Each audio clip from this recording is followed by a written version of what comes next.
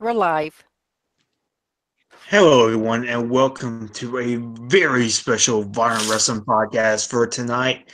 I am Metal Matt, and alongside me, as always, are Ambrose Alley and Prince Moxley Lopez. And you two, after the SmackDown that we just saw, just after today, in general in wrestling, I think it's safe to say between that and the weather that I'm currently experiencing, me and Mox are currently experiencing. I don't know if anybody else is experiencing it, but between the weather and today in wrestling, I think it's safe to say that this is the winter of our discontent, wouldn't you say?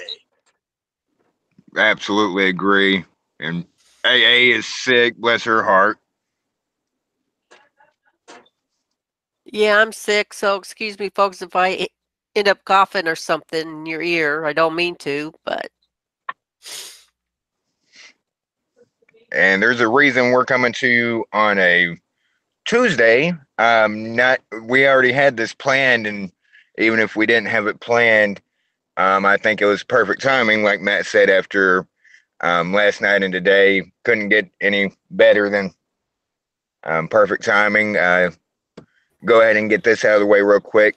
You can still find us tomorrow, regular time, 10 Eastern, 9 Central, 8 Mountain, 7 Pacific, for a very special episode where we interview one of the up and coming rising stars, like we told you last Friday, right before he makes his Rocky Mountain Pro debut. None other than Bam Bam Malone will be joining us tomorrow for our weekly show. And as you can tell when my voice starts doing this, like I'm already excited. I'm excited and nervous all at the same time.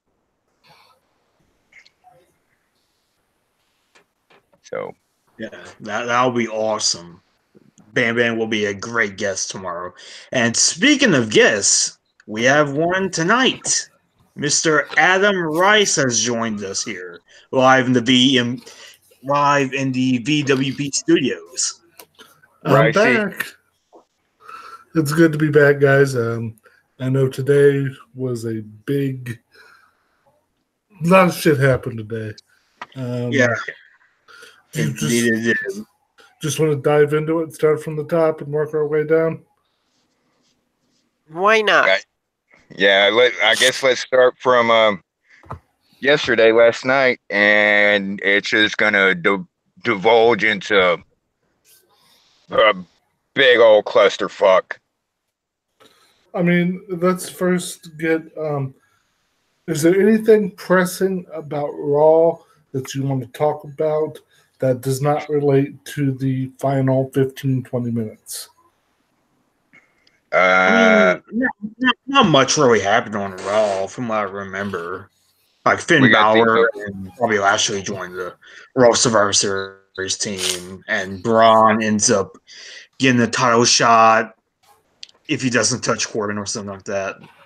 Like the whole opening segment was just kind of a mess. we Alexa announced her Raw Women's team. And that's kind of where I want to start because everything else before that really didn't. Um, Well, I guess yeah. Sorry, I'm just trying to think, and yeah, that's in the segment you were talking about. Yeah, I mean, outside of that, I mean, Corbin looked like a chump. The men's team got fleshed out. Um, what the hell even is a Kurt Angle anymore? he's how do I? Kurt Angle now is like Ali at the end. I mean, it doesn't like the whole Baron Corbin, Alexa Bliss, and now it's like Kurt Angle is just there kind of thing. Kurt has no meaning. They have completely devalued him. He is he's like that guy who used to be great at the during All Star Weekend for the Major League Baseball. He's like that old guy who comes out and participates in the celebrity softball game. He Yeah. used to be something, and now they just give him softballs to see if he can hit it. You recognize the name, and you just make the sport real easy on him. Nobody's throwing him 99-mile-an-hour heaters to toss up a softball. And Exactly. we can't go too much further without talking about the Seth and Dean, mainly Dean's I will say kind of that. weird. Go ahead. Go ahead. It kind of weird. It fits Dean so well. AA, did it give you vibes of John Moxley back in the day? Yeah, it did. How he just conducted himself. He even look. You remember when John Moxley used to kind of do the James Dean, too cool look. Like he even pulled that off again. Long story short, this takes place outside. He's in front of a car, and he says that Dean and Seth have made him weak, or Roman and Seth have made him weak. A lot can be interpreted by what he meant. I take it as not, and what some people are taking it like they literally made him, a weak. But what I took it as, he's hardcore, kind of like he's tough, and by being friends and brotherhood, and they took that edge away from him, and he doesn't like it. Like he got a soft spot, and he doesn't want a soft spot. Yeah, that promo was very Dean, but what I like about it is you can read that promo two ways, like you just pointed out. Yeah, it's him either saying, "I'm a badass, and you guys have taken a bit of that shine away from me," or it's the other, "I was a loner, and these two guys came along and and befriended me and showed me a lot of things, and now that one of them is gone, I don't know what to do with that. So my only recourse is to lash out and be that maniac again." Yeah, that's. Some people didn't like it, because everybody's been awaiting what's he gonna say? What's he gonna say? And he really didn't say anything. The biggest thing wasn't even in words. It was him putting his shield vest in a barrel of fire and burning it. To me, that signifies the Shield is done. You can't. I know they can always bring them back, but to me, him throwing that in is his way of saying, "We're done. We need to go our separate ways," even when Roman comes back. Yeah. At least for a long time. Long time. I'm talking 2+ years. Yeah. Oh, I can't wait for this. Go ahead, AA. Sorry. Well, it's the curse, the Shield 2.0 curse. They start getting back together, start working on top. One of them has to go away either sick or injured. Yeah. And we ended up losing Roman, having to go and get treatment for his leukemia.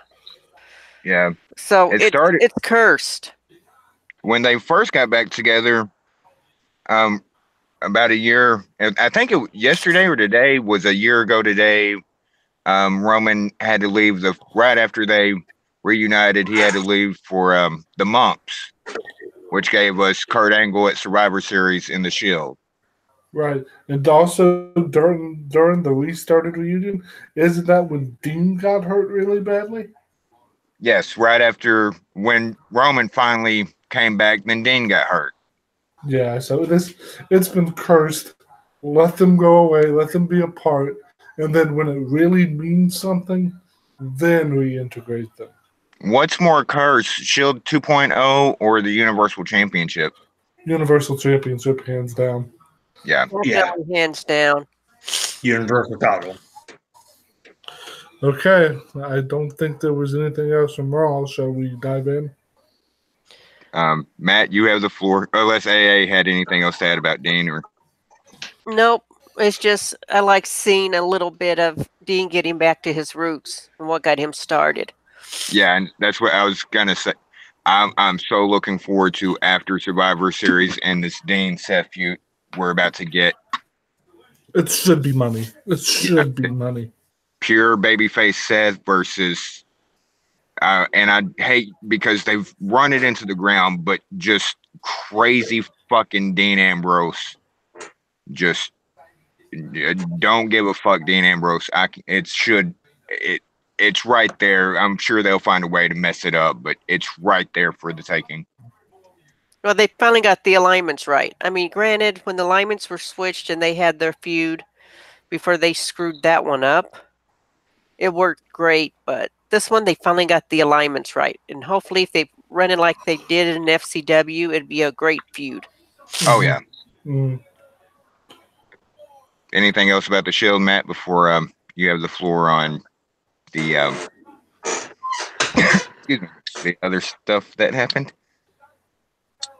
I don't really have much to say. I thought it was a good promo. I liked the setting of it with Dean just sitting on a car and a barrel of fire. That was a good visual.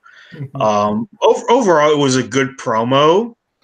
I can't wait for that match of Survivor Series. Oh wait, that match isn't happening this Sunday. Oh, who would have ever guessed? We'll get to our issues with Survivor Series later. If you can't tell, Matt's not a fan of the brand versus brand bragging rights shit. I really am not. It's so lazy at this point. Just okay, So- I have to give a little prelude before Matt goes.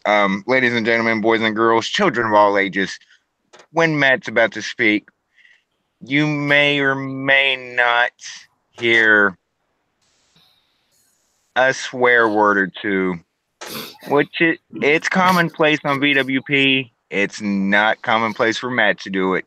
So perk your ears up and see if you can catch it if he does it. And Matt, go ahead. okay, so the whole thing with Raw last night was that it ended in a brand invasion angle, which is what they usually do at Survivor Series. And it was mainly the SmackDown women. It was led by Becky Lynch. And in that particular invasion, an altercation happened where Nia Jax ends up elbowing the crap out of Becky.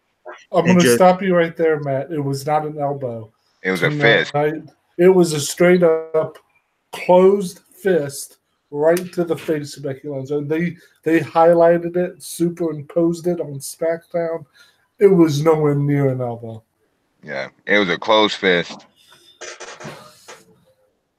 Yeah, so Nia just basically pretty much stiffs Becky, gives her a severe concussion, breaks her face, as they said on SmackDown. Somebody I think on Twitter said, "Fuck a broken nose, her whole face is broken." Yeah, because I think it might be like a broken orbital bone, and then she was already working with a cracked jaw to begin with. Yeah. I mean, here's the thing. I don't want Nia to be fired over this because I don't want to see anybody lose their job. However, the very least they could do is send her back to NXT because she clearly isn't ready for the main roster. They called her up too early. They need to send her back. I wouldn't even put her in NXT, just straight performance center. Let her train and train and train. Yeah, that's essentially what I mean. Because there's no reason for it. Like, here's the thing. I get that accidents happen. I get it. It's not ballet. I get that accidents happen. This is not an isolated incident. Nia she has a history of doing this. Charlotte, Bayley, I think Asuka, Jobber, just so many incidents have happened with her, and Emma Yes. back in NXT. Mhm. Selena. The Selena one, it's kind of hard to. Yes, it was Nia doing the throw over the top rope, but it's not like just straight fucking punching somebody in the face either. And not only that, but Nia just straight up makes eye contact with Becky, then just punches her square in the face. So either they have heat that we don't know about, or Nia is just reckless. Yeah, it's really one of three things. And I'm also going to backtrack a little bit through here, but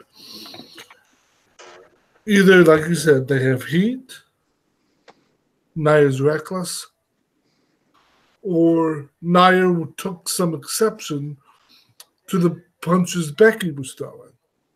And I understand giving somebody a receipt in the ring, that's wrestling. Mm-hmm. But she straight potatoed her. Yeah, In a way, and it didn't really. there was no way that was a safe worked punch. Mm-hmm. You can do that punch 100 different ways and it still be safe. Nia somehow managed to find the only way to do it the most dangerous way possible. Like Brie with Liv a month or so ago. Like you see that anytime Daniel or anytime The Miz, even anytime Brie's in the ring. Like you see those Miz kicks. Yes, I call them Miz kicks, Matt. Email me later if you want. Like it's just such a mundane, routine move. How the fuck do you fuck it up so bad that you did it twice and knock somebody smooth cold out? Yeah, and speaking of Brie, if I see one single wrestler try and defend this, I'm going to lose it. Because there's no defending this at all. You might want to not look at Twitter then. Because they're already out. But Adam went on mute for a second, I guess. Before because this apparently is going to be the biggest part of the show. Who do you want to name? Who Alexa name for the Raw Women's side of Survivor Series?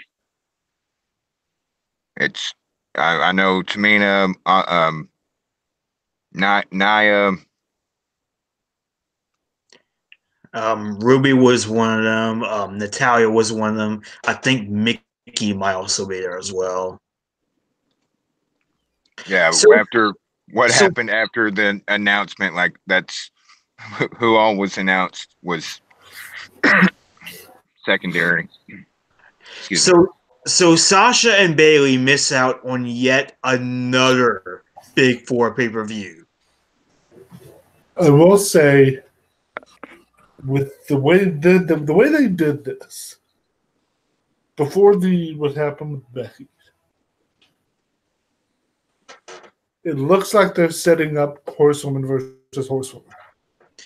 Yeah, Because Bailey and Sasha were not shown getting jumped. nope. They made no mention of them. They pretty much bailed on it. Well, they weren't even out there during the invasion, were they? Or they just had a match. Then they just kind of I know, weird. but they didn't even come back out. No, what they did, Sasha, they were still out there. But basically, there was a camera angle of Sasha just laying there. Oh, okay, yeah, that's She right. That's right. She wasn't jumping. Bailey was over by the barricade. They didn't do anything, and no one touched them, and no one brought them up. So Yeah, to me, okay. that's them saying Sasha and Bailey are not meant for Survivor Series. They have other plans down the road. And I was gonna say, and just because they're not on the card, I don't know about now. Well, even not to spoil anything, but even how things transpired tonight, even if they don't have a match on the card, I highly suspect Bailey and Sasha will let their presence be known at Survivor Series. Somehow. Yes, I think what you're going to see, they're either going to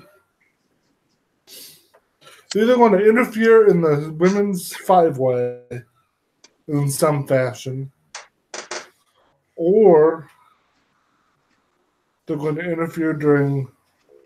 I don't want to give the spoiler, but they're going to interfere during the Ronda match. Yes. And that's all I'll say. Or somebody else interferes first and they come out as backup. Right. They are clearly setting up to me for Horsewoman versus Horsewoman. Yeah. I think that's going to be our Rumble. Rumble or Mania. I don't know about Mania, maybe Mania, but I think that's going to be the Rumble matches are the headliners of Rumble, but I think that's going to be the main match for Rumble is going to be Horsewomen versus Horsewomen. Now, depending on where they put that on the card, that would take them out of the Women's Royal Rumble. And yeah, that immediately takes away a lot of star power out of that match. Oh, yeah. Yeah, watch them just put it on. Watch them just put it on at like TLC or whatever the hell's between Royal and Mania. Just some B pay-per-view. If they ran Horsewoman versus Horsewoman on a B pay-per-view, that would be just the most perfect explanation for why this company is fucking everything up. I mean, but even why not? You know, even if they main evented Adam. Even if they main evented. Hey, y'all want the women to main event? We're going to put them on the main event of the shittiest pay-per-view of the year. They did it at Hell in a Cell. Well, yeah, I was being... I know we were being facetious, but I'm just saying. Hey, what are your thoughts on the Nia issues? I'll just leave it at issues as of late with the injuries. I agree that she should go back to the Performance Center. Somebody correct me if I'm wrong. She's 34. I think so. She's in her mid-30s. She got into this very late. And not an ageism thing, but it might be like how can I word this? Like maybe this isn't for you. I'm out here and getting Luke. Do what? I'm sorry, I was talking to my brother. Oh. Sorry about that, folks. I know some people on Twitter today were having a field day with this. And let me first say this. If you are going after Nia Jax and insulting her weight, or anything like that, or insulting her character as a person, that says more about you than her. Yeah, that's just shit people doing that. But however, I've seen these defenses of Nia being that, well, you know, some people being hypocritical. They go after the women differently than the men. No, and at least not in my case. When Seth Rollins was fucking up, I made sure to say so. Yeah, and the worst part, and I just I don't want to elaborate on it. I don't really want anybody else to elaborate on it because that's not the kind of show we are. But then you get the race thing. Look, and I understand some people are coming from that angle. I will be honest. And that's just But to say that we shouldn't, I even put it out there on my Twitter. Is Nia a bad person because this happened? No. Does this Let me get my wording right. It's my own tweet, but let I me know. make sure. You're I know we're gimmick good. infringement. Gimmick infringement. Right. Did Nia do this on purpose? I don't think so. No. I don't think so either. I 100% confirmation can say this doesn't make Nia a bad person. I can't 100%. I can pretty close be 100%, but I can't 100% say it wasn't done on purpose. Right. I mean, I don't want to be the person to say absolutely she did this on purpose. No. However, does she deserve criticism for injuring somebody again? Absolutely. Oh yeah, absolutely. You bet your ass. And another thing is, it is not unfair to say that she needs to go back to developmental, which is what I was seeing a lot of people saying. That's an unfair criticism. No, it's not. We aren't just saying that out of whole cloth. Yeah. And also, some people were comparing this to what happened with Brie. Brie's stuff was leading up to a crescendo, and the crescendo was the kick to Liv's face. But she was also being a danger to herself in the ring. Yeah, that's the thing. Like, not only was Brie hurting other people, she was pretty much hurting herself as well. She was just dangerous to herself and to others. Yeah. What's happening with Nia? I wasn't comparing the two out. Right. I understand. But I'm seeing that comparison elsewhere. But what's happening with Nia? Once is an accident. Twice is a concern. 3 or more times is a pattern. Mm-hmm. And we are now at person 6 or 7. We're at 3 times just in less than a month. We have now reached a point where we all must question her ability in the ring.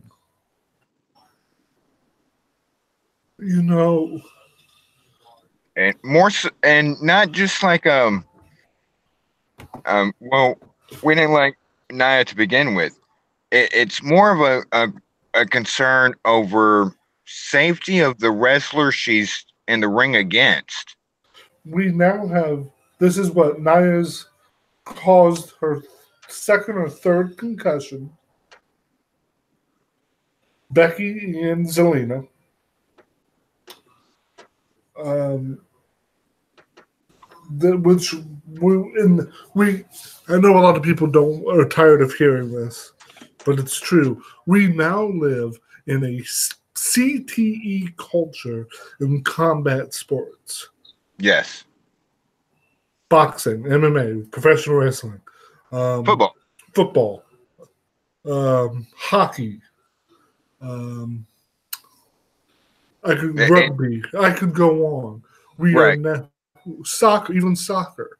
Yes. We are in a CTE culture now. Every time someone gets a concussion, you have to stop and evaluate what's happening. Yes. And you have to find the common denominator. The common denominator in this instance has been knockdown. And let's not forget what we're coming off of, too. Alexa Bliss is on the sideline now because of concussion symptoms. Sasha Banks just returned from having PCS, post-concussion syndrome. It's. I don't want to compare the two because they are different people. But what's happening with Nia now is very eerily similar to what happened in the 90s with Viscera, who was won by Mabel. Remember, Yes. Mabel tore through people. And then he finally hurt one of the Samoans. And people went, oh, okay, we need to shut the fucking guy down. He hurt Nash by jumping on his back and basically bending him like a pretzel upward, which completely stretched out his abdominal muscles. This is what's happening now. Nia is being just as unsafe now as she was as Mabel was then. When that And go ahead. go ahead. I'm glad you bring up the '90s. And speaking of concussions and how severe they can be, because something that is still talked about to this day, and it rightfully should, because it ended one of the greatest careers in the history of wrestling. Goldberg's kick to Bret Hart. Yes. To my knowledge, Goldberg hadn't hurt anybody prior to that. That was a fluke, bad timing kind of. He wasn't doing it week in, week out, or every other week. It was a very errant kick. And I know why a lot of people are still upset about it, because it cost Bret Hart his career. Let's also talk about another thing, which I think we're just around the anniversary for. The Rock Mick Foley I Quit match. Oh, can we not talk about the chair shots? Where else is there to go? Oh, God, those chair shots. I still hear the thud. Dude, and I just put my hands over my eyes and rub my head, because you bring up that match and I visualize 20 wow. plus unprotected steel chair shots to the head. That was overboard. Yeah, that was, I think even AA would agree, like that's, as much as she's the queen of violence, like that's too much.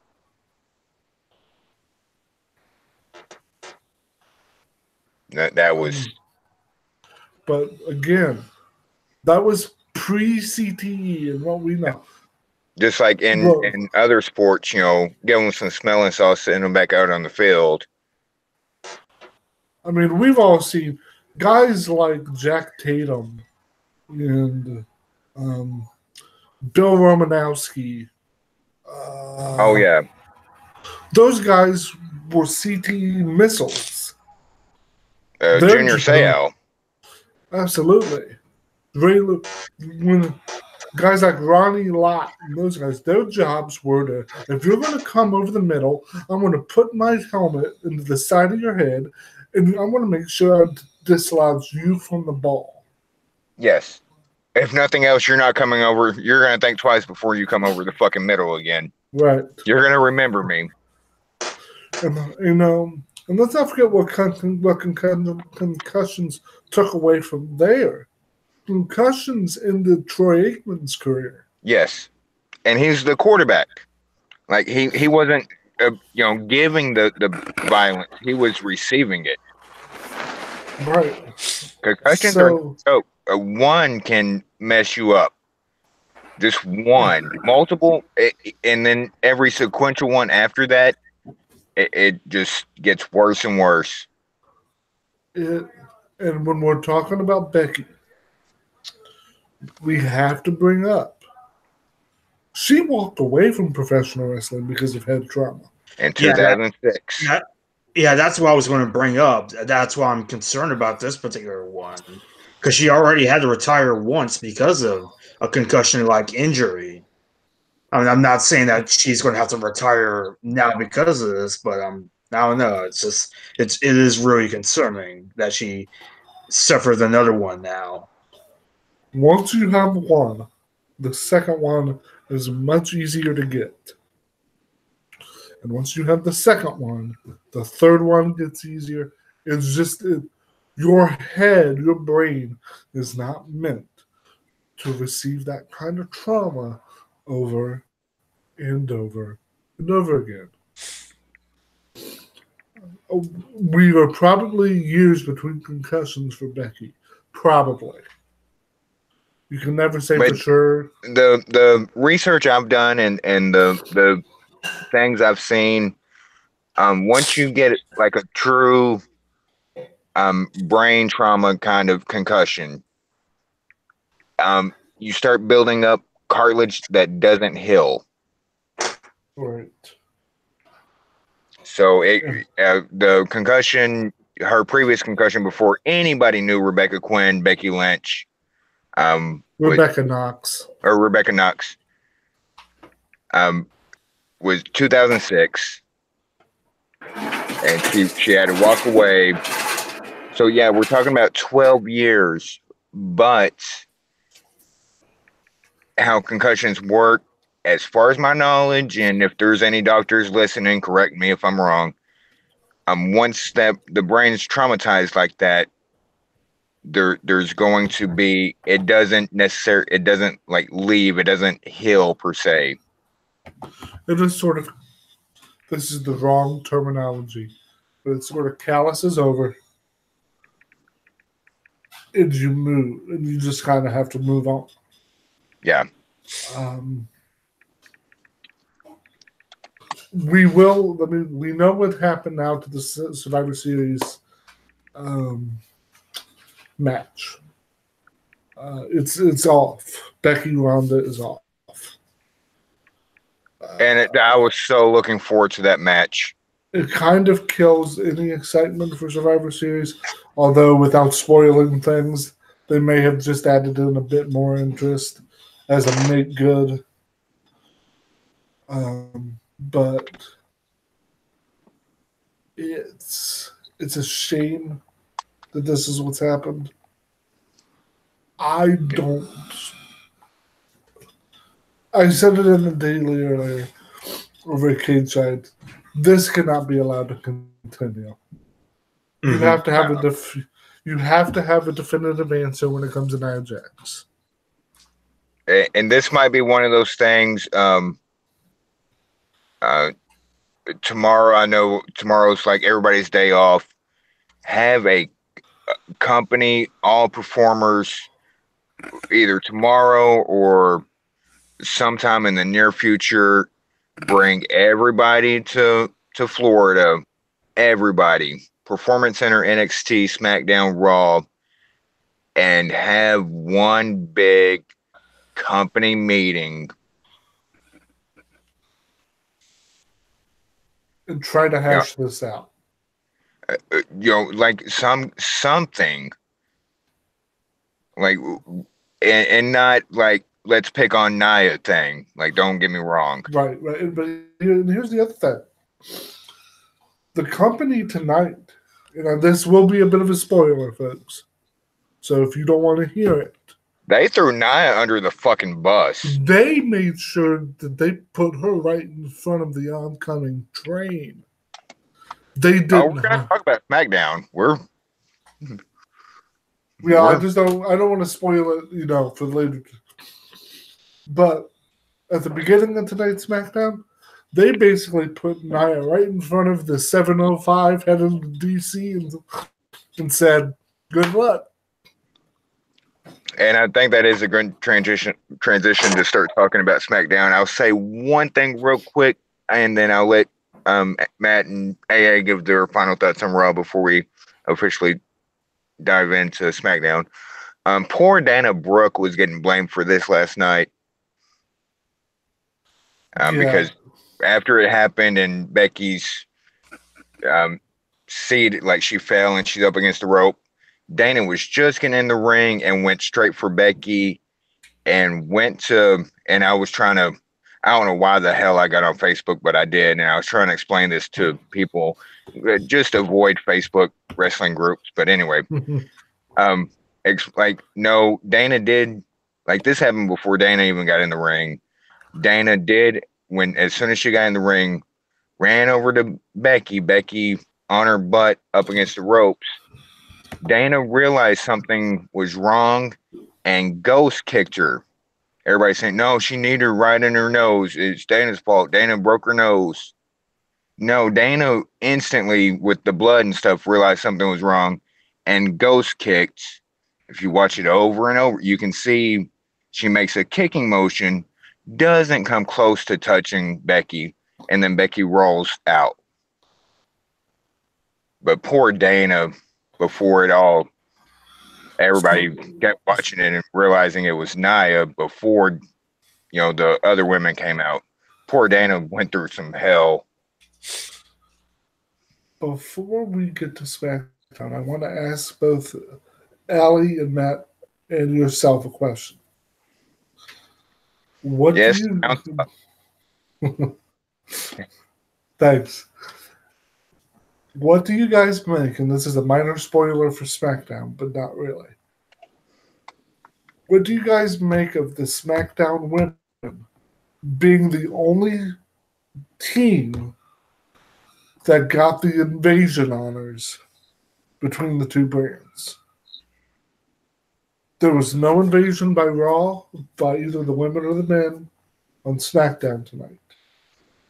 So the SmackDown women, were the only team being shown as being dominant and attacking, taking the fight to Raw. What does that mean to you guys, if anything? Hey, Well, it means to me that I got a feeling they're going to have they're expecting the women to do all the caring for Survivor Series. I can buy that. Matt, what read do you give to that? It means that the Iconics equal Ray Winnie. And then finally figure that out. Man, I will say this, folks. Matt had about a couple hours of pure bliss when a rumor came out that yes. the Iconics might somehow end up with the strap tonight. Those hopes were quickly dashed, but they were playing with my emotions. Poor baby. Poor Matt. They'll get there someday. Someday. It was telling. Go ahead, Matt. But yeah, I was just going to say, like, in all seriousness, I think it is a pretty good show of confidence in the women. Go ahead, Max. Oh, I agree. I was gonna, and I'm not cynical by any, but I wonder what of last night had any impact on tonight because early on in tonight's SmackDown, Corey brought up, I'm expecting the same tonight. And nothing happened. But to answer your question, knowing what I know, and yes, it does give a very huge boost of confidence to the women all around, the Raw and SmackDown women, of the only invasion angle. Even take the Becky incident out and what happened there, like. Raw and SmackDown together, the only thing that happened besides one little minor thing of a Walrus showing up was the women were showcased. Yep. And so I think that's a good move going forward. That it's a hell of a lot better than last year's, whatever the hell that was. The West Side Story invasion. All right, let's get to SmackDown, where we open. Well, Matt, tell us what we open with. Well, we open with Styles and Heyman doing a promo, and then Walrus. Yes, that would be the Walrus. And then Daniel Bryan comes out and punches Styles. Hey, you can't just skip why he punched him. And in my head, I'm okay. So, Paul Heyman, AJ Styles is cutting a promo. Paul Heyman comes around through the ring announcer, the bell, the timekeeper's area. Timekeeper. Sorry, brain fart. And starts bringing up all kinds of irrelevant shit and says Daniel Bryan a few times. Yes, like Walrus does. Excuse me. And says Daniel Bryan name a couple times, and AJ rebuts with some more nonsensical, irrelevant nonsense. and also brings Daniel Bryan's name up, and here comes Daniel Bryan, and remember I told you I'd punch you in the face if you said my name again. And Daniel Bryan, drops the mic and he's gonna leave, and AJ's like, whoa, wait a minute, come back. So are you trying to tell me if somebody asked me the best wrestler on the planet right now, I can't enter them as Daniel Bryan? And Daniel Bryan just cold cocks him. See, and Styles was trying to give Bryan a compliment. Yes. And Bryan just clocks him for no reason. Nothing about this segment made sense. Oh, I already knew it was coming. I already knew it was coming. To set up what happened later. Yeah. That's the only reason they did any of this. And as soon as the match was made, I knew immediately what was happening.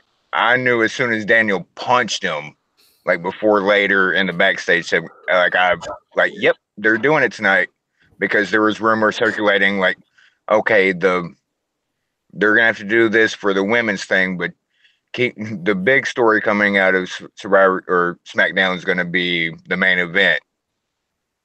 Like, oh, yep, they're gonna do it. They're gonna do it anyway. But when he said, about my name thing, I'm sorry. The only thing that kept going through my head was Destiny's Child. Say my name. Say my name. Nobody's around you.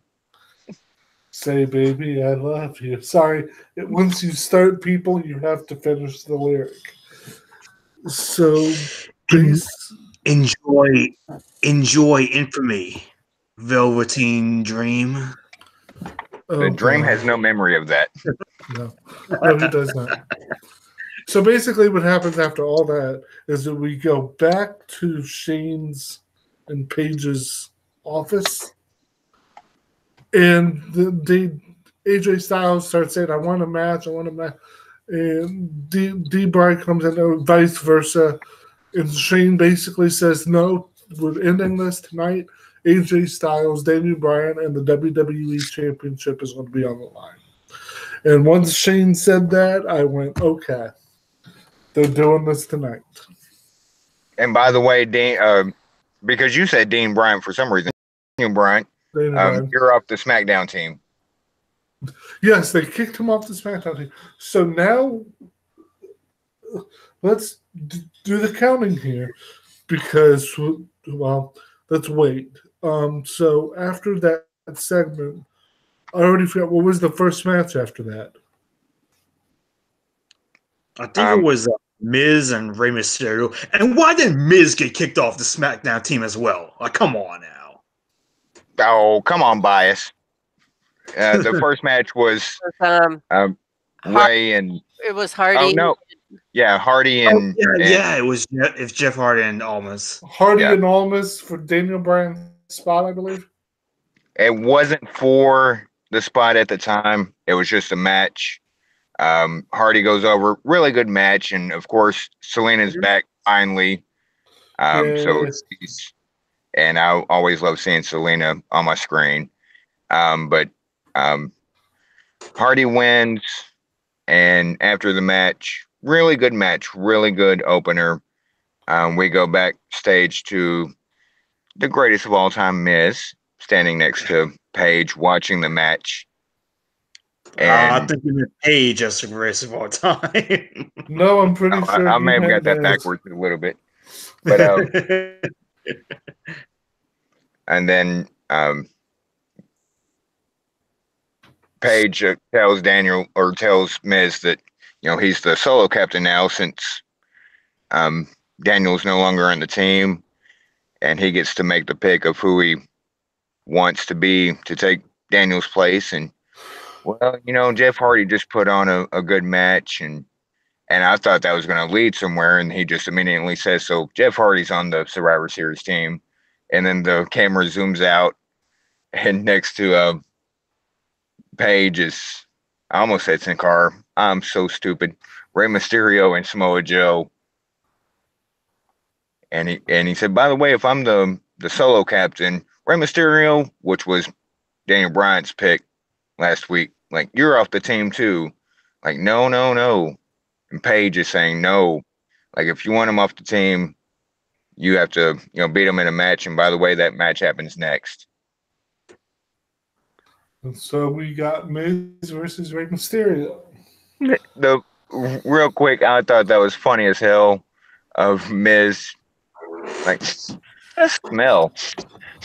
Something. Joe, are you wearing coconut oil? And be careful what you say to Joe. He might punch you. To just Joe. Yeah, just Joe. Yeah, Joe was not having it. I guess so much for the Miz turning face at the moment. And this has to relate to, I don't want to make everything about Becky, but it has to relate about what's going on with Becky. That's my It theory. has to. That's my theory. They came in tonight going, we just lost our... I think they were going to make Ronda Becky the main event. With the way they were talking about maybe doing a screw job finish on Ronda to make sure Becky walks out looking with the win. That was the rumor anyway. To me, this is them going, we don't have a marquee match. We need to find one. And that's what they did tonight. And throughout the show, you can kind of tell, like, not like it isn't every week, but this seemed like very thrown together. They had to do some creative writing tonight, which is not their strong suit.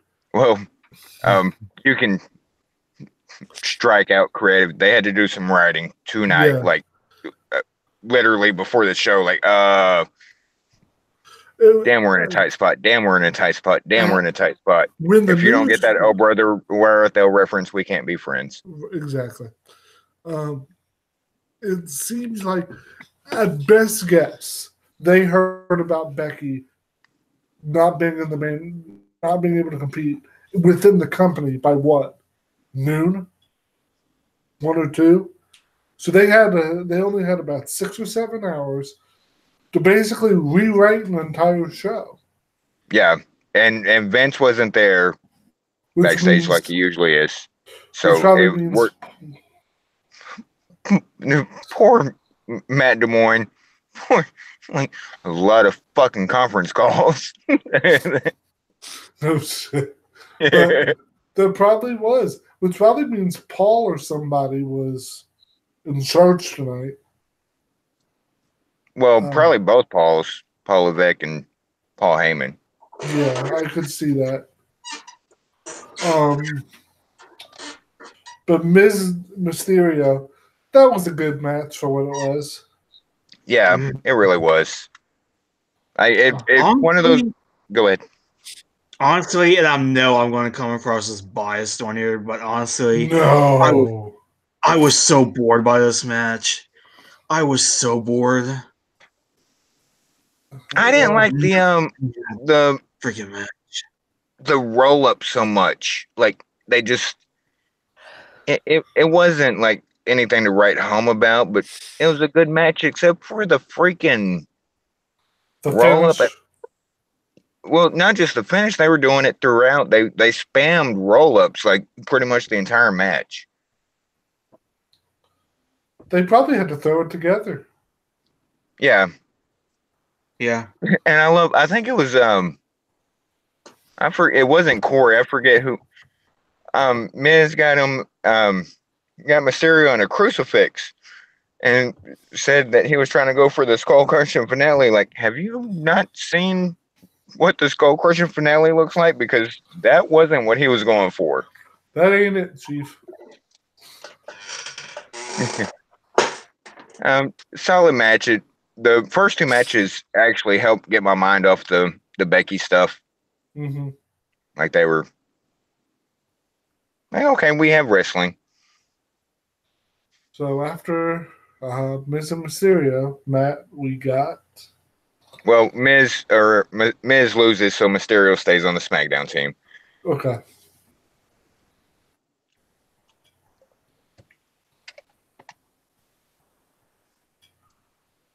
Matt, what Oh. happened next? Mox, whoever. Then out of the blue, at the very, after everything's done, RKO, Randy Orton comes out trying to give an RKO to Rey Mysterio, and nope. And lo and behold, who happens to be there? And Matt will love this part: The Miz. Miz gets RKO'd. No, folks, Matt isn't biased at all. No bias. None at all. And speaking of The Miz, I'm going to do this for everyone. You've got to watch Marine 6. It's a good movie. It's because Becky Lynch is in it. But it's a good movie. So I'm plugging it. There's only been 2 Marine movies I've liked.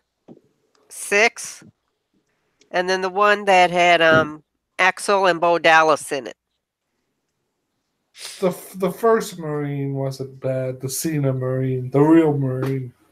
All the others just feel like direct to DVD C movies. Wasn't Ted DiBiase Jr. in one of the Marine movies? Yes, he was. He was in Marine 2. Okay. They went from John Cena to Ted DiBiase Jr., everybody. You want to talk about just falling off a cliff. And this is where you put Matt in a pickle. Because, hey, Becky Lynch is in a movie. Hey, Miz is the star of that movie. and he's the villain as well, so. Yes, in the villain role. I haven't seen the movie. Only WWE would do a movie where they had Miz as the hero and Becky Lynch as the villain. They're just in there. She does a good villain, though. I'm sure she does a good job in the movie. I've seen it every Tuesday for 2 months, Matt. I just wish it was in the better movie with her as the hero. Matt, they're just in their natural alignments. Damn. I couldn't even finish that with a straight face. Oh, God.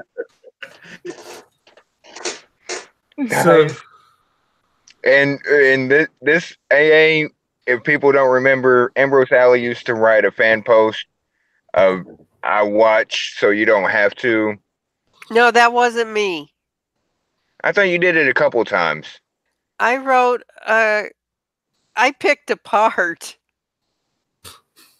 a couple of the movies. The one who did that was Things and Stuff. Well, I knew TAS did, but I thought you did a couple. And I want to say it was the Marines or the Marine movie. I forget what. I did one of the Marine movies. I picked it apart because of how they were doing an outlaw motorcycle gang. That kind of ribbed me a little bit because I know the culture. And then I also kind of sort of picked apart the Dean Ambrose Lockdown movie.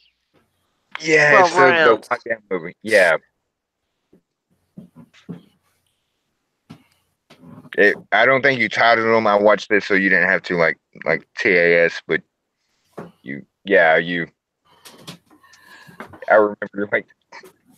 I remember those fan posts of, I'm like, okay, well, thanks. Now I don't have to watch this because you gave me the full synopsis of what happened. After Miz and Ray,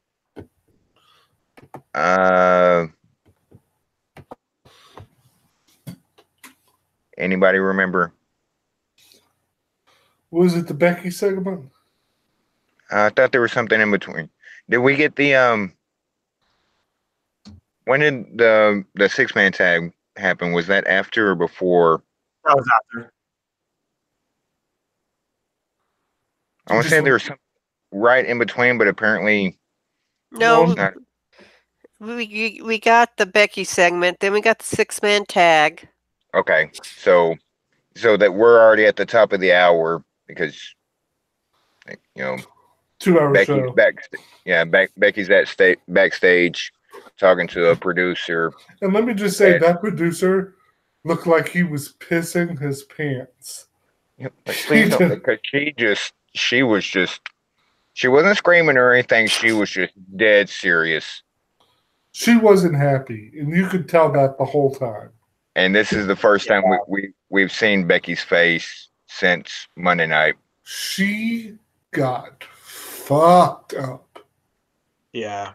That if her orbital bone isn't broken, she's lucky. Between her eye and her nose, did that look like a few stitches right there to close that? Yes, because that's where the wound was. Yeah.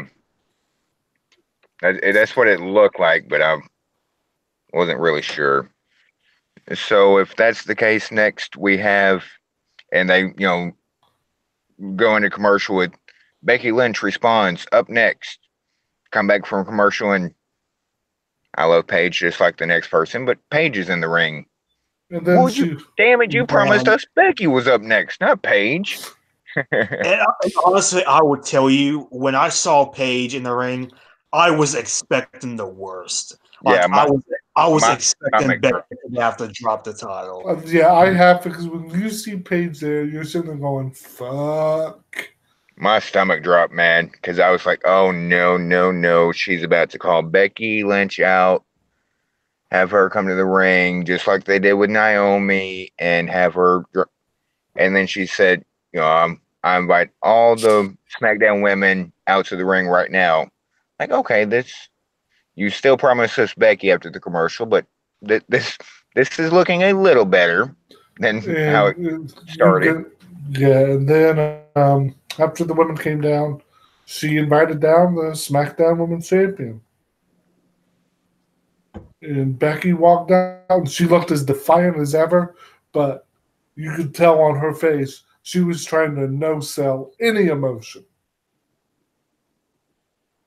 I think she maybe she was trying to sell no emotion, but she actually sold, like you could tell, like, sad might not be the word, but she's very frustrated. She's in pain. Yeah, well, that too, but just. And she gets on the mic, and again, guys, this feud has been great, but thank God it hasn't hinged on Ronda holding up her end of the bargain on the mic. Because that promo, Becky killed her again. That promo was, no pun intended, straight fire. That promo was fantastic. Yeah. The last word she said was "yet." What was the money line in that promo? To me, and I'm gonna make sure I get it right. You better get it right. I don't want to misquote the man and she come and find me and right. beat the shit out of me. Don't worry, you live in Ohio. So nobody's willingly traveling to Ohio. I hate you on so many levels. The money line out of the promo, to me, is, oh, come on. I had it here, folks. I apologize for not being prepared. Hey, we're never prepared on this show. It went something. Yeah, no, here it is.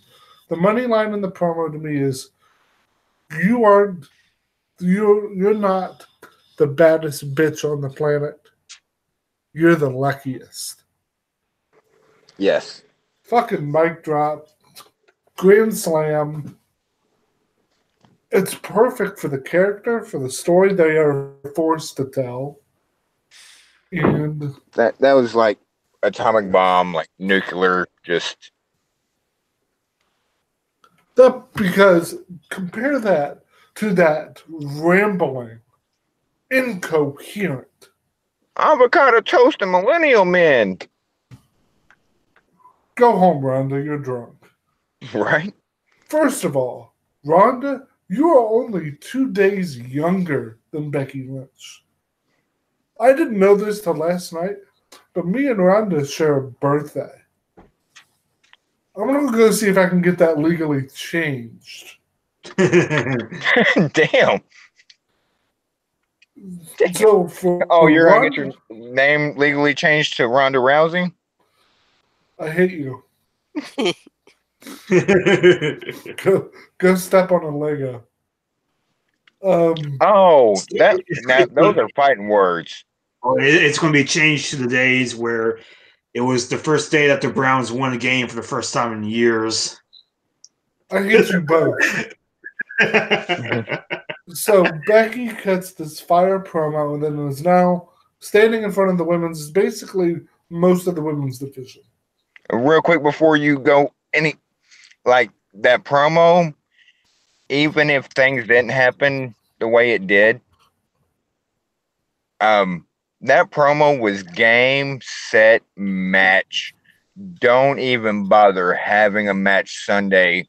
Becky just fucking won. If she hadn't already, like, tap out now, Ronda. Say you got the flu or something, because even if that match was still happening, I mean, it was a mic drop promo. It was a great promo because what it does is it solidifies Becky as being one of the best talkers, and it still sets us up for Ronda Becky down the road. still that few, because everybody was salivating for Ronda versus, and it was just a great, like, and that's what I'm saying. Like at the end, the yet part, like it, and that's where she left the actual promo. She said, and I loved whoever was doing the camera when she got real serious. The camera would zoom into her face. And she was so aware that the camera was fully on just her face, and she was looking right in the camera. And that, especially, you're not the baddest bitch on the planet. You're the luckiest. The camera was only on her face. And then at the end, when she, yet, and the camera was only on her face, like, that's, you just got eviscerated. And again, it still keeps Becky firmly in the limelight, despite what she has to do. Yeah. So she turns around, and she's basically standing in front of the women who she has to pick from. Yeah. Yeah. Now, I will mention the person who got the biggest reaction from the fans was Asuka. To me. And to me. But there is no way they could have gone with Asuka in this spot. Not with her recent booking. No. The only choice here was Charlotte. And from a total kayfabe sense, it makes complete and total sense. I was just, at this point, I'm so relieved that she's not having to relinquish the championship or anything. I didn't give a flying F who she picked. Like, I was just like, okay, she doesn't have to give up the belt. Like, that's right. But I see people going, well, she should have picked Asuka. She should have. Why Charlotte? Why, Well, first of all, let's look at it like this. Becky has been to war with and against Charlotte. And she just got out of she knows Charlotte is capable of beating Ronda. So the only choice here is Charlotte. And secondly, by WWE having been forced to unwrap Charlotte and Ronda now, it gives us a greater chance of getting Ronda Becky at Mania. And yeah, I haven't looked at it that way. I've been on the not to beat a dead horse, but what happened last night, like fucking a lot of plans up. But yeah, now instead of Ronda Charlotte WrestleMania, maybe we can get Ronda Becky.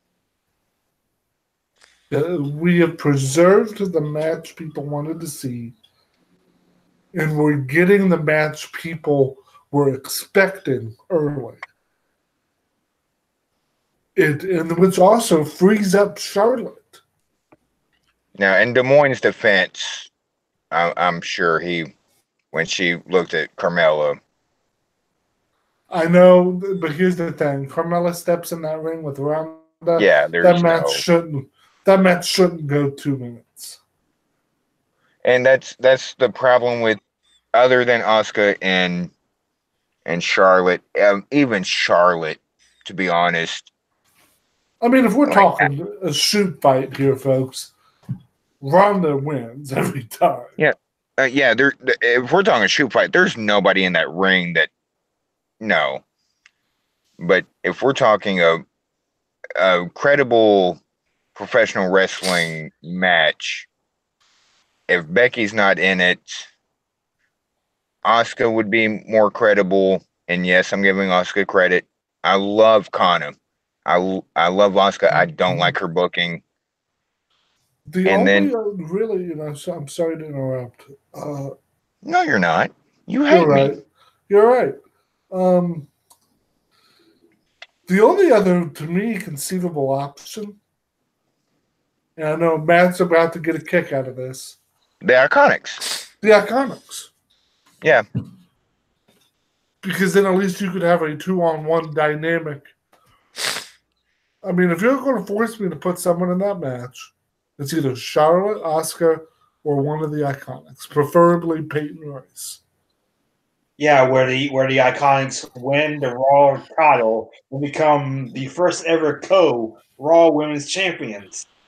Go home, Matt. You're drunk. We love Matt this way. Yeah. Yeah, and just, again, I was so relieved that from the beginning of just Paige by herself and then everybody coming out, and then Becky, once it got like, okay, she's not giving up the championship. Once that was cleared, like, I really didn't give a shit who got picked. I figured it'd be Charlotte, but I just. What do you guys make of the hug? That has become a big point of contention right now. The hug. I think that was unscripted. I don't think that was supposed to happen. I don't either. Did you see Charlotte's face? I think that was strictly between Rebecca Quinn and Ashley Flair. Charlotte looked like she was going to cry. Yeah. And so did Becky. And that's where you have to realize the line of kayfabe enemies, or even kayfabe friends, and real life friends and real life shit going on. Because if you look at it, because I haven't watched it again, obviously, because as soon as it ended, I came on VWP. But Charlotte was kind of taken aback, like kind of like why are we hugging? And then even afterwards, like when Becky leaves, and then all the other, and hold on a second, all the other women hug her, except for the Iconics, which I fucking love. The Iconics just kind of side-eyed and gave a thumbs up kind of thing. The look on Peyton Royce's face. Yes, when Becky hugged Charlotte was perfect. Yes. They never went in, like everybody else in the ring went and hugged Charlotte, like, and they just kind of side-eyed the entire time and just like sarcastic thumbs up, like, yay, good for her. So great. They remained the consummate heels here. Yes, they didn't break character at all. Like, it was just the perfect way of, before they went to commercial, the perfect way of the what the fuck ever, thumbs up. Like, it was just perfect. Should have been us. Whatever. Right. Uh, I watching all that unfold. Let me just say real quick. I know I've been talking a lot. I never shut up people, so I'm sorry. I'll say things everybody knows for 1,000. Well, fine. Fuck you then. You're not my type. That's what You're they all say. Oh.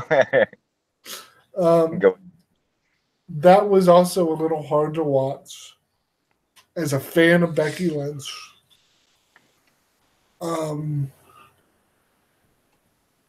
She, for some reason, she just continues to get derailed by something. It's not fair. It's not cool, but this is the situation we're in. Once again, even with that hug, even if it was unplanned, still gives us a nugget for horsewoman versus horsewoman. Yeah. Excuse me. And that's another reason why I'm, to an earlier point. I mean, okay, Matt. Go ahead, Matt. Oh, I was just gonna say that. Like for me, a horsewoman versus horsewoman feud. That would definitely be a nugget, all right, but not the food kind. You're just a hater. We could get into the discussion of horsewoman versus horsewoman another time, but Is AA snoring on us? Nope. Oh. That is actually. Is Cassie in your lap snoring? Nope. It's my stepdad. Oh, sorry, guy. I didn't mean to. I just heard. I apologize. No, it's fine. Nothing I can do. We'll go with it's Cassie. We can lie. It's fine. It's the dog. Right. Cassie the Wonder Dog. Yeah, see, they, as much as it was thrown together, like going into it and coming out of it, like you have to, and I know people don't like giving creative any kind of credit. You have to give them credit here of not just for Survivor Series, but they're like the word nuggets been brought up. Like there's some nuggets left, some Easter eggs to like, oh, okay, like moving forward after all this. They made as the phrase goes, they made chicken salad out of chicken shit.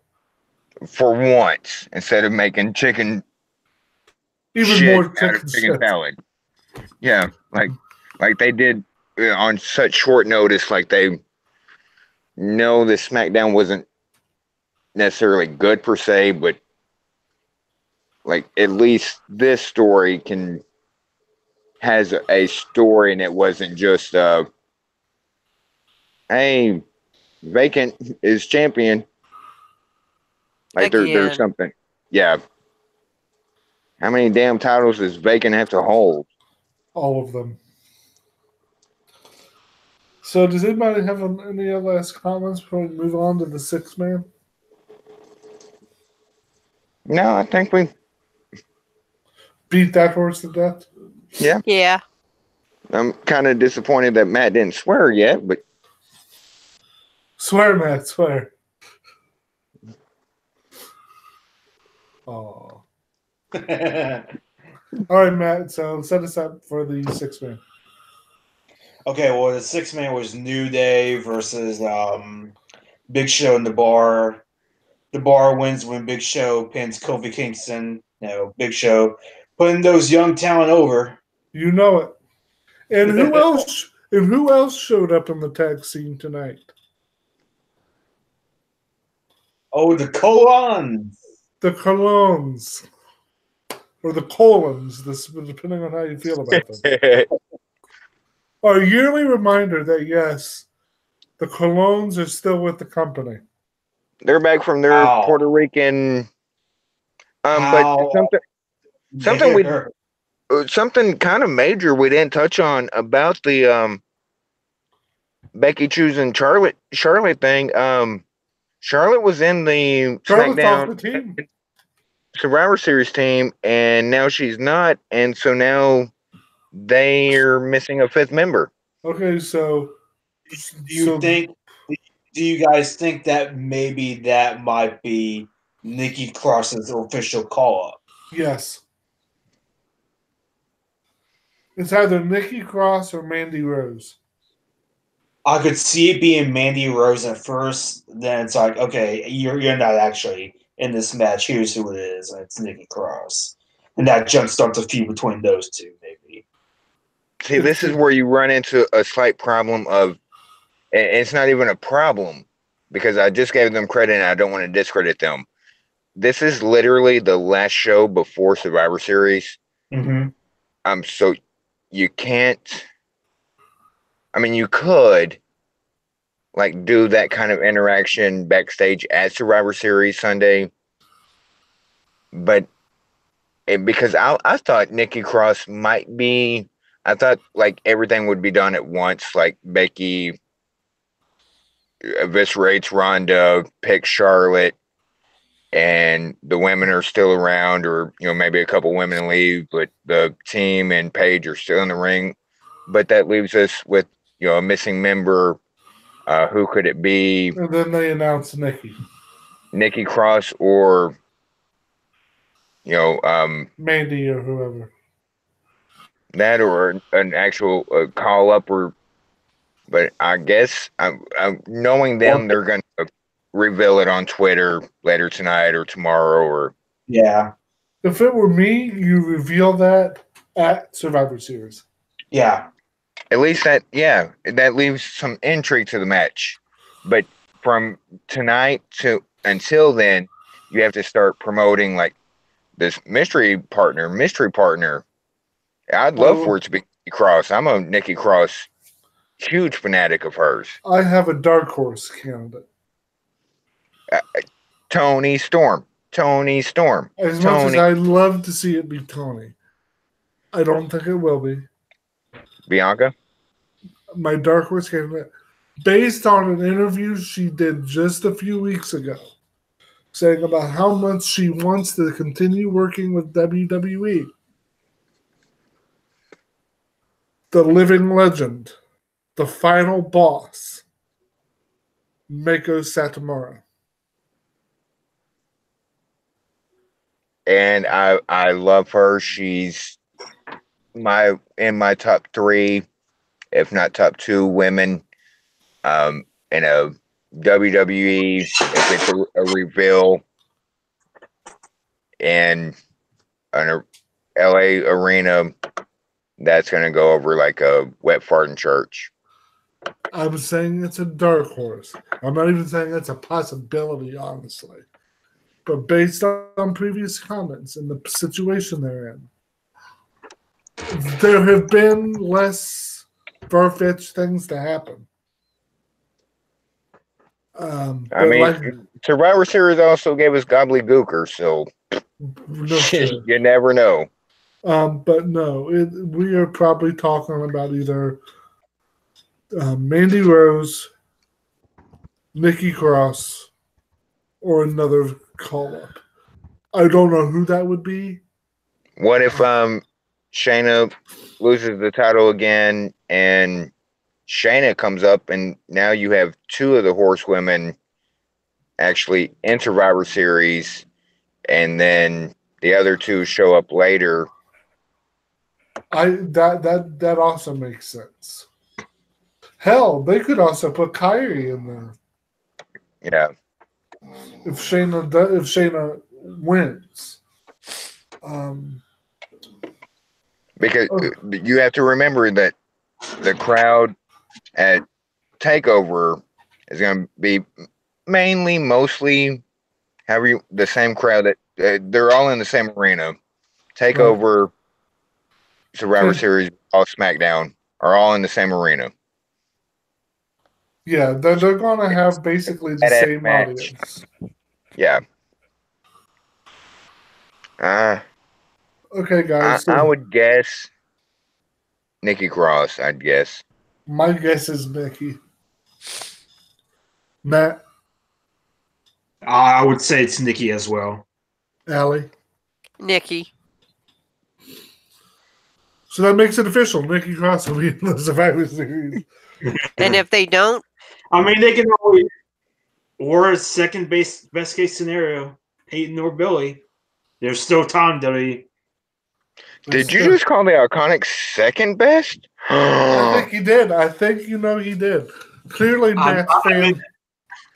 I'm in this particular situation. The fandom is wavering. They show the best in my The bloom is off the rose, ladies and gentlemen. heart. So Okay. since we all picked Nikki, it's going to be somebody other than Nikki. Yeah, It's very telling that when all the SmackDown women came out, Nikki didn't come out. Well, remember, Nikki wasn't called up technically. I know, that's what I'm saying. Like, and we all thought that last, Friday. Like, we all thought that was a one-off. And it was, so to Yeah. speak. 6-man, like Matt said, big. Got to make Big Show look good. The Colognes are here, and they're on the SmackDown tag team for some reason. They must only have a job so the WWE could get the Puerto Rico tapes. Yeah, hell, all them discounts for Puerto Rico visits. No, which, by the way, they did. The WWE did get the Puerto Rico tapes, so I don't know why they're still there. That was kind of. I like the segment because I love the Usos, and I liked how they, had shirts for everybody. I love that promo. Honestly, like it was a great. It was a lot sweet. better. Yeah, there you go. For life. For life. I like it was the Good Brothers. Well, who doesn't? Don't everybody answer that at once. But it was like, especially after the shit we went through with the Brothers of Destruction backstage awkward bullshit, whatever the hell that was. This was a really good backstage kind of creepy setting. Yeah. It worked for me. I really liked it. It's the SmackDown Penitentiary. Oos. Yo. I think really, if you look at the teams going into Survivor Series, probably the best collection of talent might be the SmackDown tag team. Yeah, I agree with that. Between the Usos, the New Day are on that team, the Club, and The Colognes. the Colognes, and the Bar. Insanity. Well, the Bar's No, not on the team. the Bar's not on the team. The Bar's Yeah. defending their championship against AOP. That's right. Insanity. Right. So it was with Sanity. You're right. So That was a great one of the, because guys, I have like a lot of problems, and I noticed that everybody else, the other tag teams got 2 shirts, like one for each. Sanity only got 1 shirt given to Eric Young, so we don't know who's actually going to be participants for Sanity. if I had to put money on it, it's Wolf and Dane.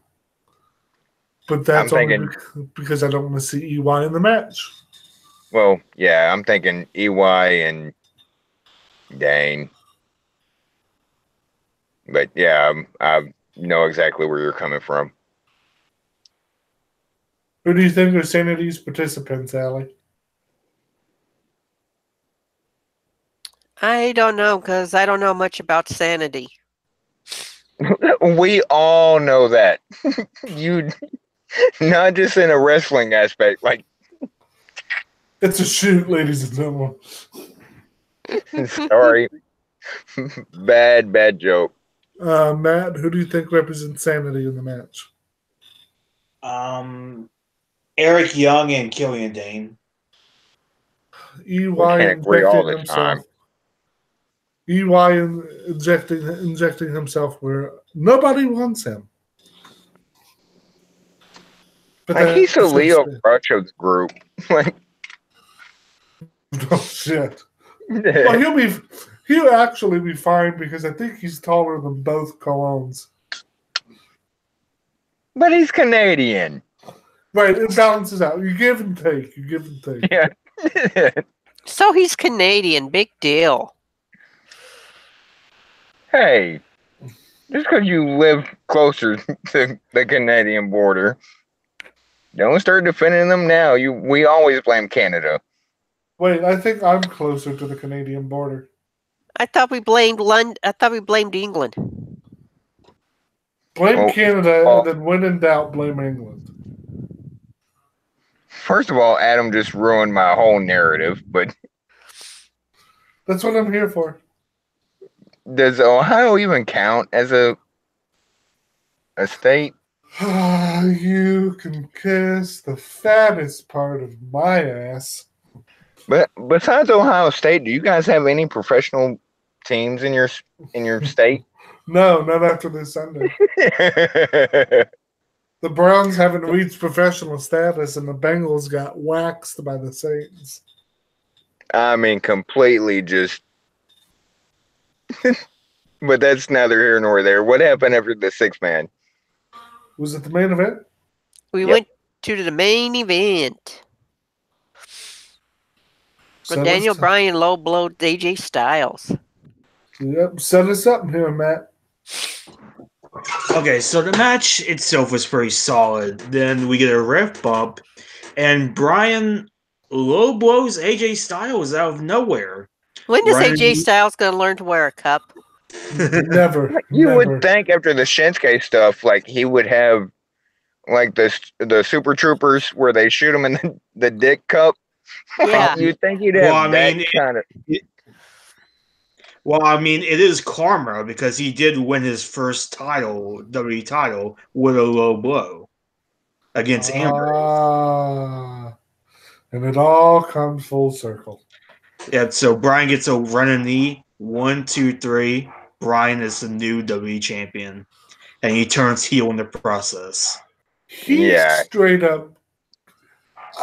AJ tried to protect himself a little bit, but he was pretty well eating the bottom of Bryan's shoe at the end there. Well, the it wasn't even a dick kick; it was a dick knee.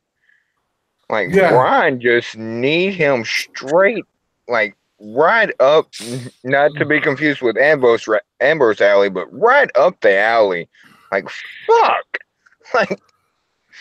Dude, and- just don't touch me again. Just take the title. Like, fuck. Like, no. They made sure to cement the heel's turn because Yes. this was a heel turn Yes. by having They- Daniel go back and just kick the shit out of AJ's head. Yeah, I'll hold his arms up and just this wasn't as bad as Dean was a month ago. And I didn't really question it. I was my words got You know, word good. no, I worded fine. My words got replaced, and that wasn't this. This was a straight because after he wins, he looks at his hand like he's gonna shake AJ's hand, and he looks at it and he shakes his head like, "Nope, fuck that. I'm gonna go fuck him up." And he went like he was gonna help him up and grab both his hands and just kick the shit out of his head repeatedly. So, for those keeping score, the Matt still Survivor Swear word. that and the WWE title match has now become heel versus heel. Yeah. And this theme match that was supposed to happen in SummerSlam 2015, Brock Lesnar versus Daniel Bryan. Bryan's gonna die. Yeah. Brock isn't safe on his best day. Mm-hmm. So we're now going to put him in there with a guy who just came out of retirement? Yeah, that's going to end exactly as everybody thinks. Because last night on Monday, Brock dropped one of the Singh brothers on their head twice. Like worse than do you remember when Randy put Did it? the same Singh brother through a tape, and even Randy was like, "Oh shit!" I'm like, "Oops." Brock did a release German suplex and dropped the guy right on his head. And now we're putting him in the ring with Daniel Bryan and expecting Bryan not to end up like a vegetable? I understand this isn't a match we haven't seen before, but what we might be asking for something bad here, folks. But Yeah, go ahead. I just Daniel, it was nice knowing you.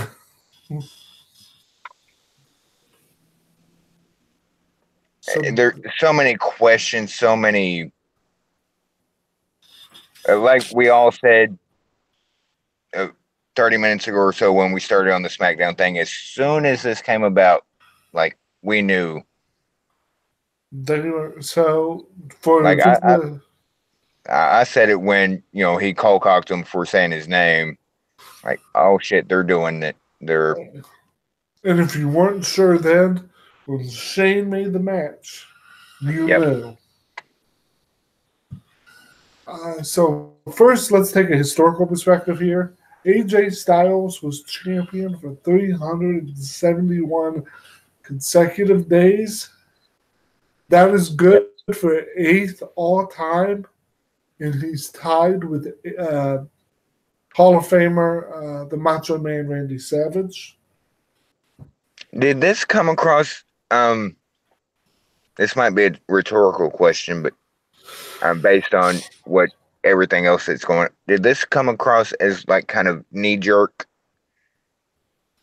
Yes, this is the make good for losing Becky. They're giving Miss Brock Bryan. And if you guys have been listening this whole time, this is what we were alluding to earlier. Like this was the now, like, but everybody was also salivating for, even with the Becky news, like, hey, I'm still looking forward to, because last year's Survivor Series, AJ and Brock put on a hell of a match. So people were looking for AJ Brock Part 2. I think this is still the more marquee match. Oh yeah, this definitely main events. Like it's this is them giving. This tells me that Becky Ronda was going to main event,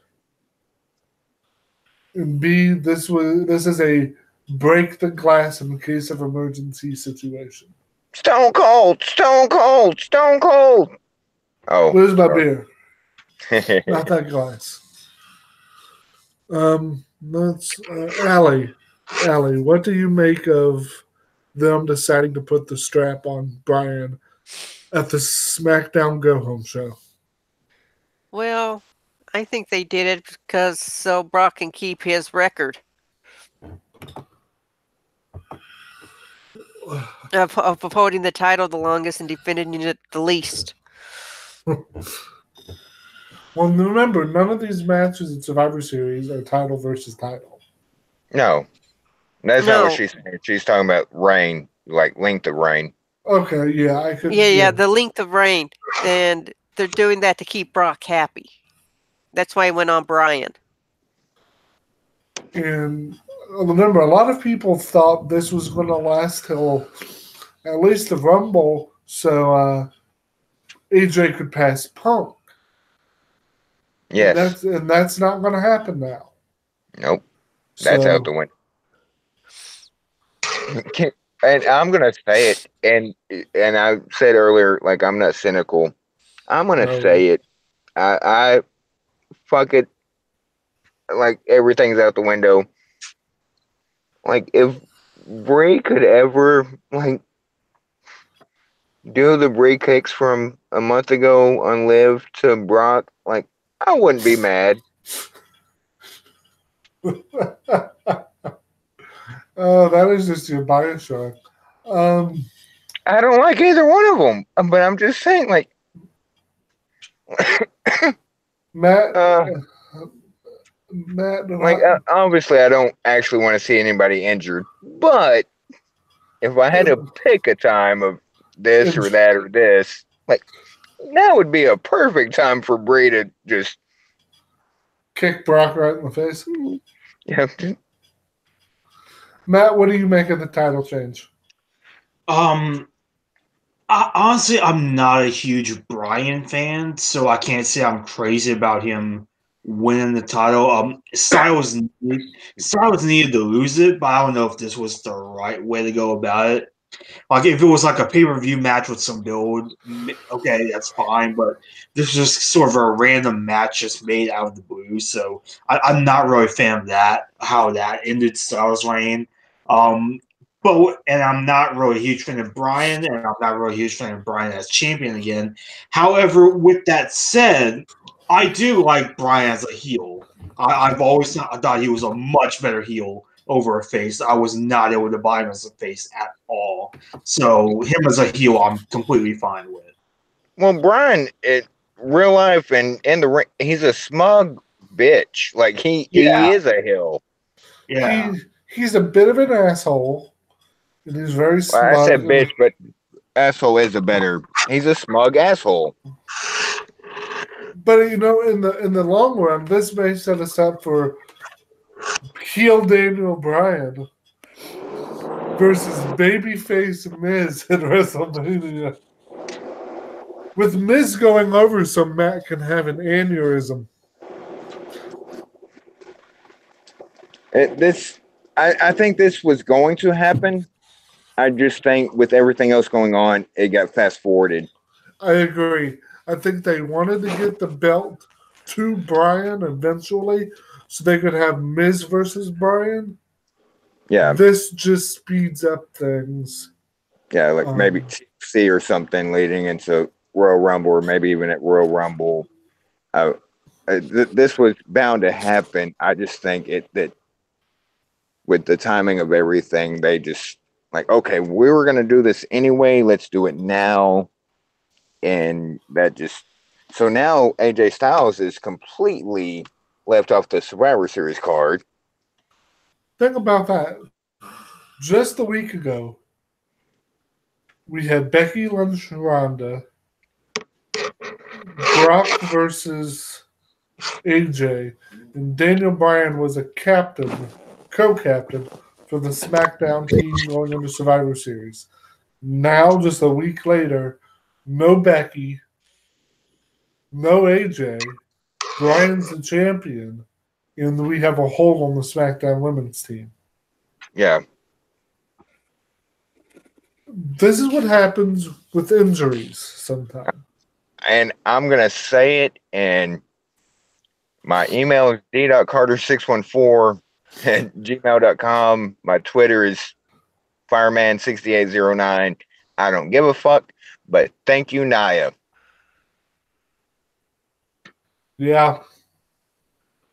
You stepped in dog shit on this one.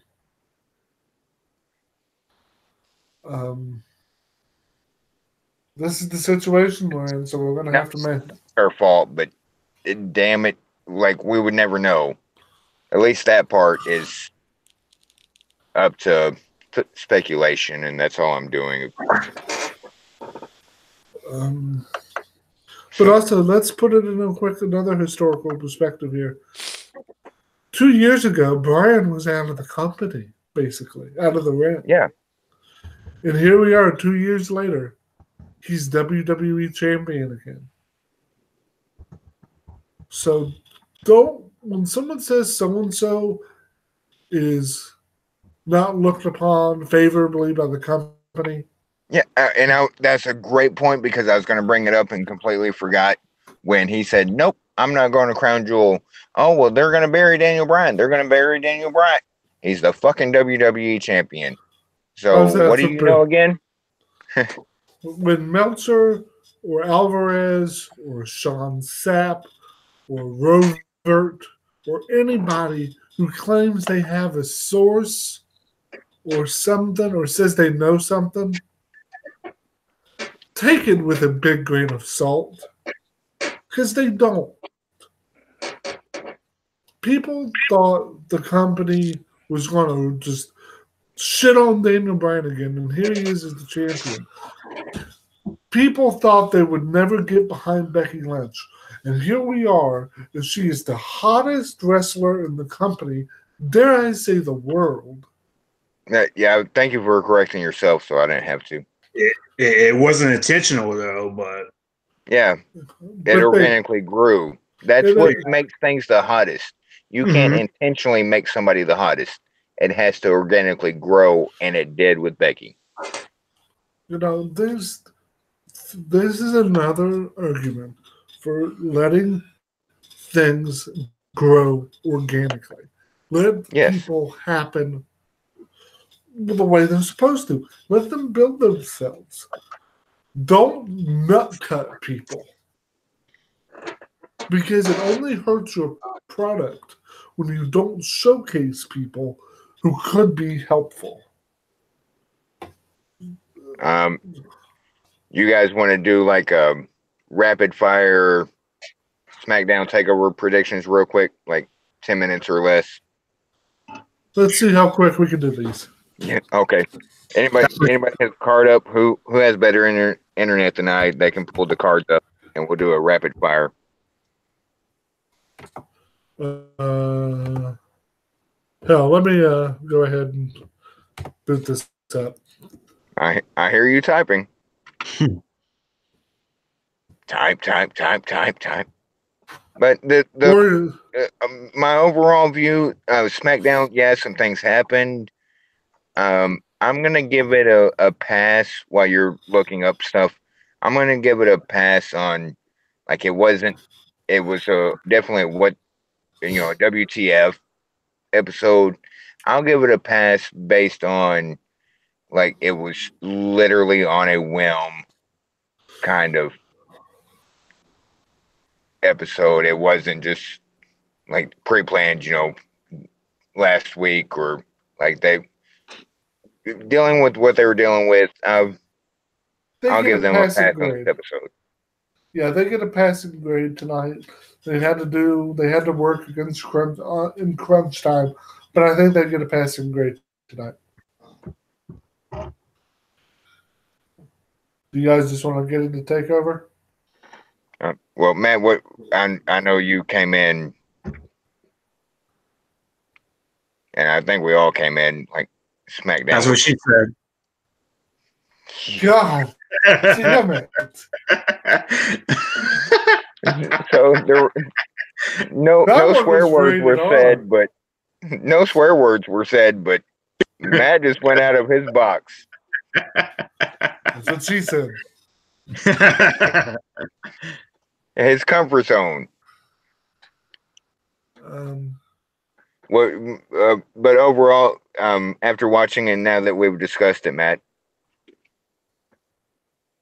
pass or fail for SmackDown? D-. Damn, dude. Harsh. Yeah, I wasn't crazy about this episode. I mean, I know it was sort of like a panic booking kind of show, but even so, I wasn't crazy about this episode. But the Miz lost. I don't know. Maybe it's just my heartbreak speaking. Yeah, I can understand that. Becky's out of Survivor Series, and the Iconics didn't really do anything. Yeah, I can see where that's a D- for you. Yeah. Allie, pass or fail? AA? She might be walking Cassie. We'll just get into the TakeOver then. It barely passed. Oh. There we go. AA, you're back. I've been back. She never left. So I've just been muting a lot because I've been coughing. Yeah, bless your heart. And before because there's been times where, I've shown up sick and haven't talked to her. I've had to miss like episodes or postpone. Man, you're a trooper, and as always, I love you, and we all understand you're under the weather, and the fact that you're able to do this. Like, thank you, AA. You're the bestest. Your Christmas card's in the mail.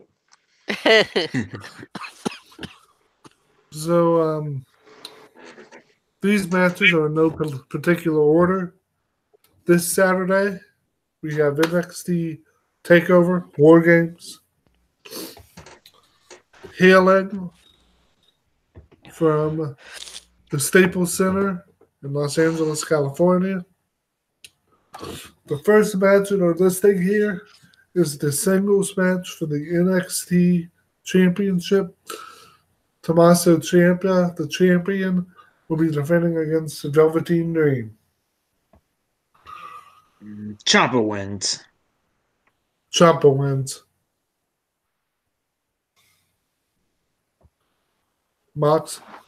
I'm sorry, I had to step away for a second. Ciampa wins. Ciampa versus Dream. Who do you got? Hold on one second. In case, well, I told you guys this before we went live. It's like freaking 18 degrees here and snowing, so I'm literally out in my car with the heater on, and I had to step out for a second. What match are we talking about, Ciampa? Ciampa Dream. You have to go Ciampa here, as bad as I don't want to, because I want Dream to live the dream, but you kind of have to go Ciampa here, and then we're gonna, yeah. This is rapid fire, so I won't go into too much detail. Just Ciampa. Singles match and the culmination of the who beat down Aleister Black. Aleister Black versus Johnny Gargano. Black. I think Black does end up knocking sense into Johnny Gargano. I'm going to go against the grain here and say Gargano wins. I was going to be contrarian myself. So you're picking Gargano, Max? Yeah, as bad as I don't want to. I think this is Aleister Black's first loss. I'm hoping there's going to be some Candice LeRae shenanigans. More Candice is always good. Well, of course. Next in my listing is the title match of the evening. The War Games match between the Undisputed Era, Adam Cole, Bobby Fish, Kyle O'Reilly, and Roderick Strong versus the team of Pete Dunne, Ricochet, and Hanson and Rowe, the War Raiders. Which team do you have winning? Duns. Faces. I think the ragtag team of Pete Dunne, Ricochet, and War Raiders win. War Games Adam? is traditionally a babyface match. Mm-hmm. The heels get the advantage, but the babyface overcome the odds. So I'm going with the babyfaces, Dunne, Ricochet, and the War Raiders. So again, we all picked alike, so it's going to be different. Yep. I just see what crazy shit Ricochet does in War Games. Oh yeah, it's gonna get insane, folks. And our great friend One Winged Angel is going to be right there watching live. Lucky bastard. And our final match in our listing here. This is only a 4-match card. Look to probably see something get added late. Because this is only 4 matches. But if it stays at 4 matches, then every match should get plenty of time. Mm-hmm. But our final match, and presumably will probably be the main event. is a 2 out of 3 falls match for the NXT Women's Championship. Shayna Baszler defends her title against Kairi Sane. Who do you have winning? I think Kyrie should win, but I think in the end Shayna ends up winning via some screwiness. And I go Go ahead. along with Matt. Mox. I think you're on the right road, but I think Kyrie wins because of the shenanigans. Because disqualification or something counts as a fall. To me, we would definitely get shenanigans in this match. But I think you're going to see the setup for a 6-woman tag down the road. I think Kylie wins when the other MMA horsewomen come out and try to interfere, and she's backed up by the likes of Io Shirai and Tony Storm. Tony Storm. could be Tony, could be Dakota, could be Candice. But I think you're going to see a 6-woman tag setup coming out in this, and I think Kylie wins. I think this is it might not be the final match, but I think this Shayna in NXT, this is her hoorah, for lack of a better term. Yeah. Because, if they're leading to a 4 horsewomen thing on the main roster. Yeah. They're going to want to get to it. Okay, do you guys want to quickly run through Survivor Series? Yeah, Quickly. we'll Okay. rapid fire it. We're going to rapid fire this. I'm just going to go in order. So we don't know what the order of matches will be, but I'm just going by the listing. Number 1, due to the injury to Becky Lynch, the match is now Ronda Rousey versus Charlotte Flair. Ronda. Unfortunately, Ronda. Ronda. Being that the champion, is no longer represented by SmackDown, this makes it easier for Ronda to go over, but I expect horsewomen shenanigans. Yep, and that's from last night. Like that, it's going to carry over.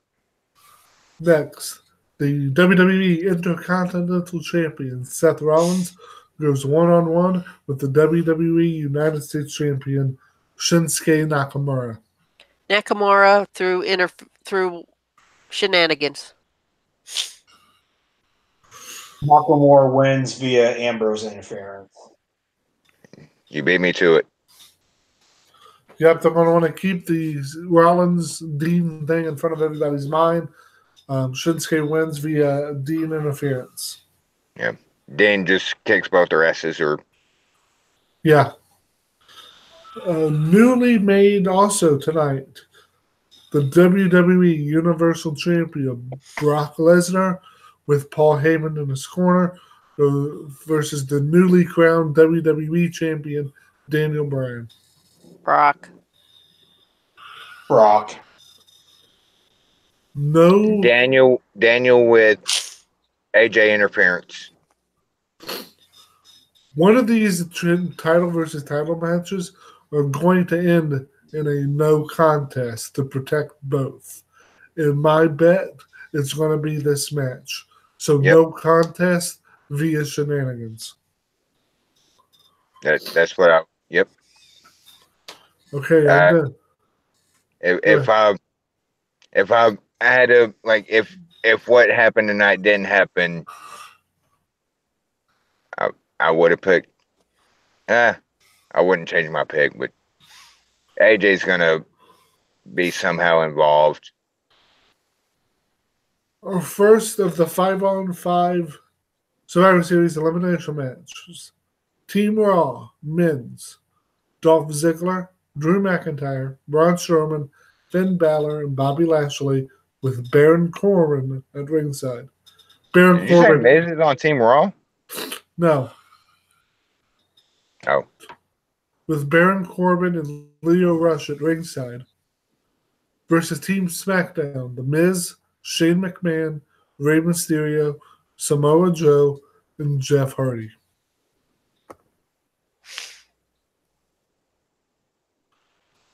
I think Team Raw wins. On the elimination, let's pick winner and Soul Survivor. Yeah, the winner and the Soul Survivor. Yeah, that's better. It's going to be Raw, and it's going to be Strowman. Matt? Team Raw. Who's the Soul Survivor? I'll go ahead and say Strowman. Mox. I actually think SmackDown. They won last year. Oh, well. Did they? Screw that then.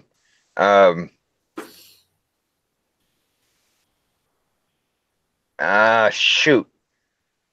I'm sticking with SmackDown because I think Raw's going to win pretty much everything else.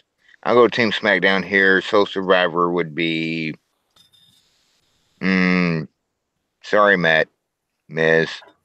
I think Team Raw wins. The Soul Survivor is Drew McIntyre. Well, damn it, now I don't like my pick. Too late. The Team Raw versus Team SmackDown women's match.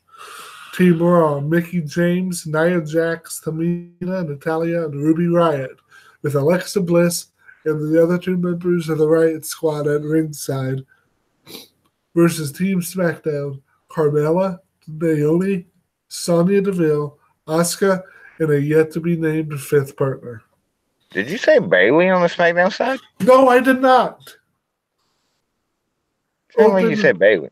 Open your ears. Dude, I'm old. I said Naomi. Naomi, okay. Sorry. Who wins? Winner and Soul Survivor, if there is one. Just have Becky come out and murder everybody. Well, remember, one of the Survivor Series matches last year, I forget which side won, but they had two members. So it doesn't necessarily end in the Soul Survivor every time. Right. We're that's not like not every match ends with the Soul Survivor, just if there is one, who would it be? Right. So who's your winner and who's your Soul Survivor? I'm going to go with Raw. Soul Survivor? I have no idea. Matt, winner and Soul Survivor for the women. Team SmackDown, and I think Nikki Cross is the Soul Survivor. Oh, that's like 3 predictions in one. Yes, it is. Mox. I'm going to go Team SmackDown. And I want to go Team Raw here, but whoever to kind of play off of Matt, whoever the mystery partner is, Soul Survivor. My pick is Team Raw, and Nia Jax will be the Soul Survivor. You're a fucking asshole, and you are no longer welcome. Look, they put her in front of a moving bus tonight. They're building to something outside of this. They want to keep her strong going into her match at TLC with Ronda. They're going to do it by having her be the Soul Survivor in Survivor Series. Oh, God. You're probably right. She should immediately get eliminated. Yes, like, just do, like, even her own team. Like, just... I will put a caveat here. If it's not Nia, look for it to be Ruby Riott.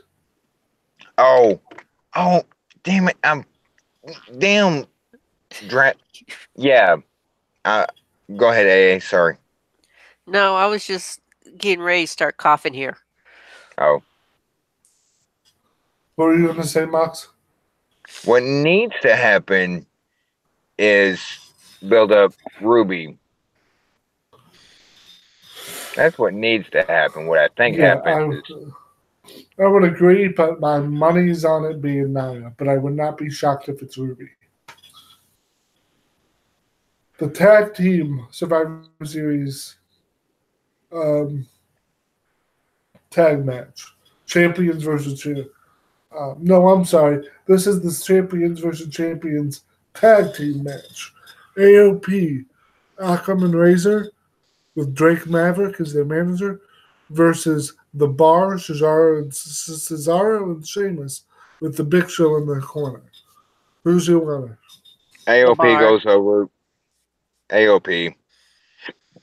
I'm more Matt? interested in Big Show chasing Drake Maverick all over the outside of the ring. That's going to be That's funny as actually- hell. Yeah, that's going to be funny as all hell. Matt? I would say AOP. I'm going to go with AOP too. They just got the belts and they need the legitimacy. Yeah, And the bar can take the loss. yeah. AOP needs the establishment more than the Bar. And what has been designated the pre-show match? Five on five Survivor Series tag team elimination match. So it sounds like the tag teams are getting the pre-show treatment. Any initial thoughts? Surely there's two then. Not according to what I'm seeing on Wikipedia. Because I know there's also their Cruiserweight Championship match. that does not have a pre-show designation. Oh, good for them then. So currently is what I am looking at right now, people. The Survivor Series tag team match for the between the two brands, the tag teams, is the pre-show match. Anybody have any thoughts? For one, before we get into, I hate tag team elimination matches. Especially ones this big. I just hate them, like in any capacity. Like if one partner's eliminated, then the team is like it's just So let me dive in here. This is a long read, so I apologize for the length. apologizing. God, go ahead. Shut up. Yeah, Team Raw, Bobby Roode and Chad Gable, the Revival, Dash Wilder and Scott Dawson, the B Team of Bo Dallas and Curtis Axel, Lucha House Party, Lynn Storado, Kalisto and or Grand Metalik, and the Ascension, Connor and Victor, versus Team SmackDown, the Usos, Jimmy and Jay, the New Day, Big E, Kofi Kingston, and or Xavier Woods, Sanity, Alexander Wolf, Eric Young, and or Killian Dane, Gallows and Anderson, and the Colognes, Epico and Primo. if you read back those names to yourself, you know SmackDown's going over here. Yeah, I'm going with SmackDown on this one. Yeah, Smackdown. same here. Soul Survivor, The Usos and the New Day. Usos and New Day. I think that's the same thing. Yeah, Yeah, I think that too. In the match that nobody thought would make the show, excuse me. singles match for the WWE Cruiserweight Championship. Buddy Murphy, the champion, defends against Mustafa Ali. I like to see Ali win it. Do I have to pick? Yes, you do.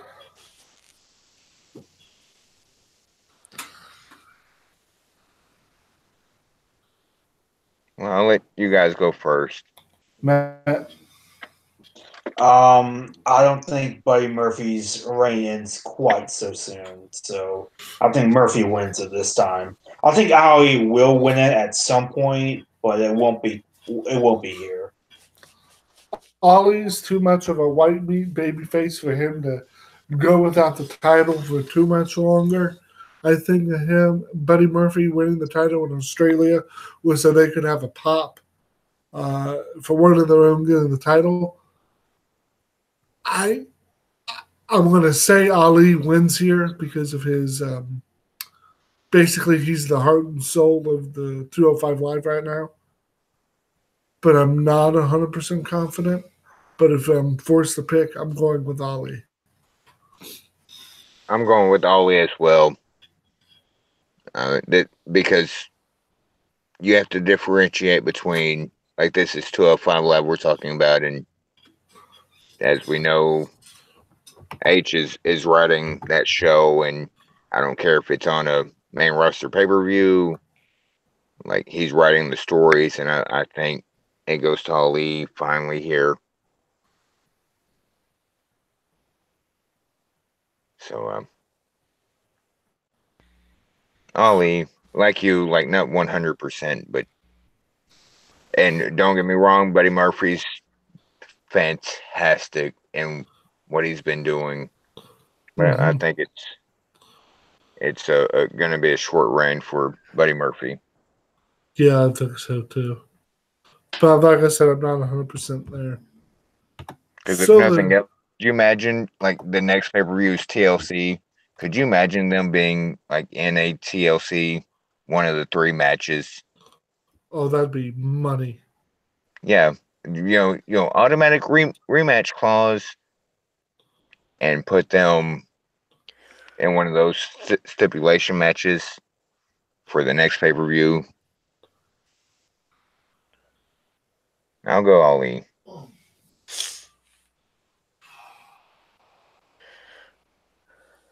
Well, ladies and gentlemen, that's it for Survivor Series. And I probably was a part of the show for a little bit too long for someone who has to go to work in the morning. What are you trying to say? Thanks again for having me. For those of you who want to contact me, my Twitter is at PWFan01. If you see the Ohio State profile photo, you know you're in the right spot. I'm or the wrong spot, depending on how, you know, normal people see it. Depending on if you're an asshole like Mox. And I'm also at Cage-Side Seats on the daily, sometimes, mostly in the nightly. So if anybody wants to talk about anything, that's where you can find me. I want to thank Mox, Matt, and Allie once again treading on their turf. They have to be sick of me by now. I know Mox is. Never. We can never be sick of you, Adam. I don't think Matt speaks for Mox. We're gonna have to rethink inviting you again. I bet you will. But like I said, thanks again, everybody. But this is where I take my leave before the rest of the plugs start. I know I keep saying it, but thanks again. Let's hope for a good takeover in Survivor Series. No more injuries. And all the best to Becky Lynch. I hope she isn't out for long. We can't leave before we say thank you very much for this. This is 2 times in a row you've kind of come on random notice, and you always have such great insights. So I think I speak for all 3 of us for thanking you for coming on and being on, and even with some of your shit views. Right. No problem. I'm always in the bullpen if you guys need me. And I'll talk to y'all later. Thank you, sir. See ya. And for those he left, and for those that don't know, just in case there was anybody that didn't know, Adam and I are, like, really, really close. We not just talk every day, like through messaging or like we actually call each other every day. So we give each other shit. So it's just expected. So before, like, well, damn, Mox is an asshole to Rice. Like, yeah, it's just how we are. So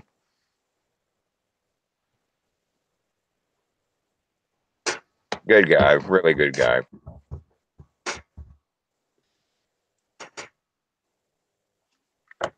Sorry, folks, that I wasn't much involved, but I'm fighting a bad cold with a nasty cough. So talking gets my coughing acting up. Understandable. And It should make tomorrow real fun. I was about to say, like, maybe we should have let your voice rest because tomorrow's a big day for VWP. Oh, I'll be here come hell or high water. I'll be here tomorrow. Even if I'm hoarse, I'll still make it. It's going to be a Yay! But yeah, this for the last little bit, this was a very flowing, good, great episode. Like it just floated along.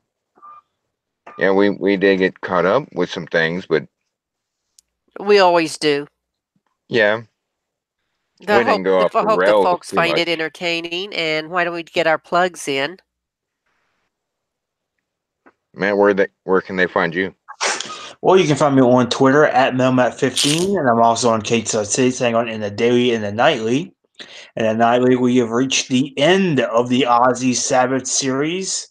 I'm not sure what I'm going to review next, but I'll figure something out.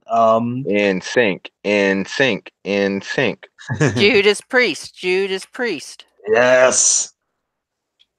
Maybe I'll do a poll and we'll see where it goes. This Friday will be a brand new episode of the Ruthless Aggression Era podcast. Face Boss will be joining me as we talk about Judgment Day 2004. And Nice. how about you, Mox? As always, please don't try to find me, but if you have to, on Kate's Eats is Prince Moxley Lopez. Twitter is Fireman at Fireman6809. Email d.carter cartr614 at gmail.com.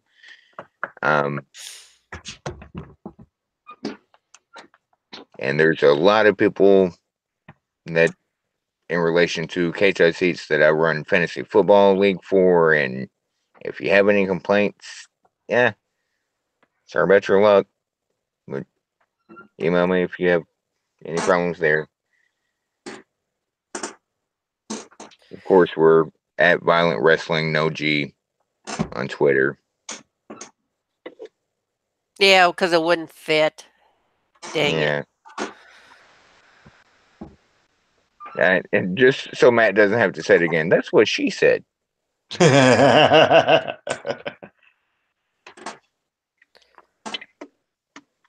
you can find me on Twitter at Lady Roshana. That's LadyRoschana.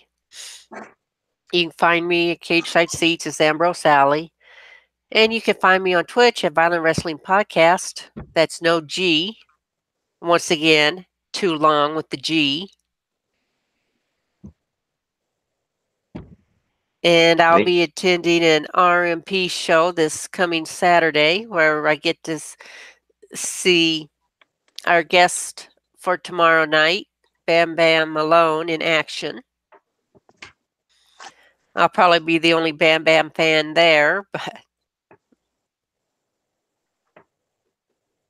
it should be a riot. And I'll tell you all about it next week. But will it be a Ruby riot? No. I don't have her class. I'm not going to say anything. And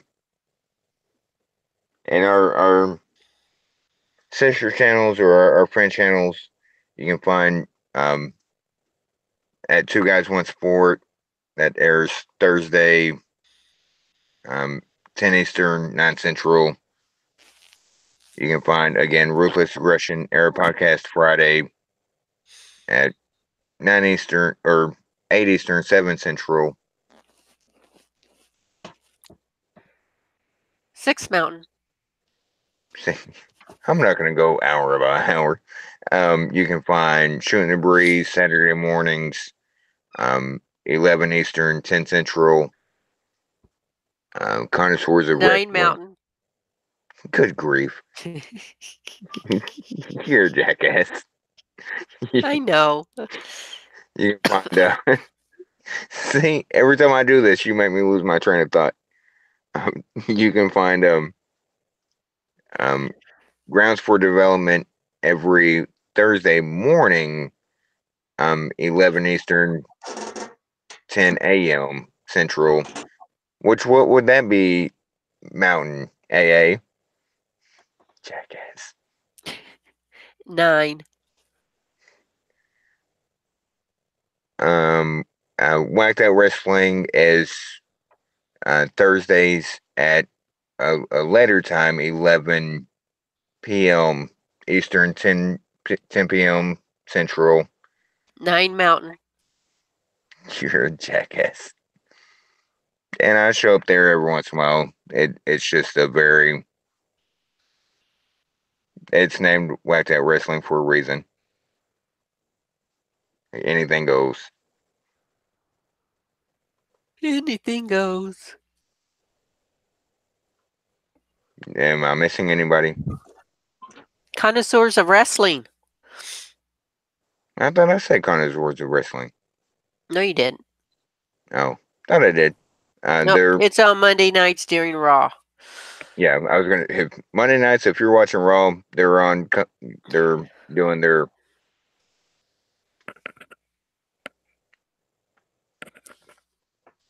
YouTube channel. So if Raw's on, they're on.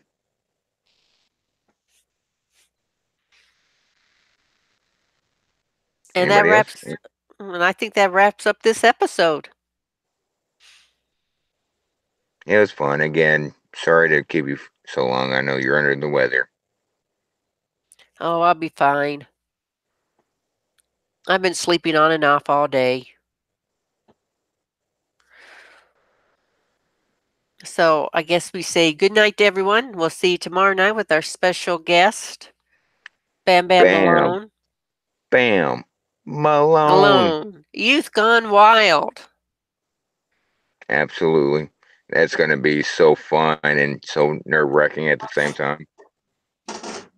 All right, guys. Have a good night.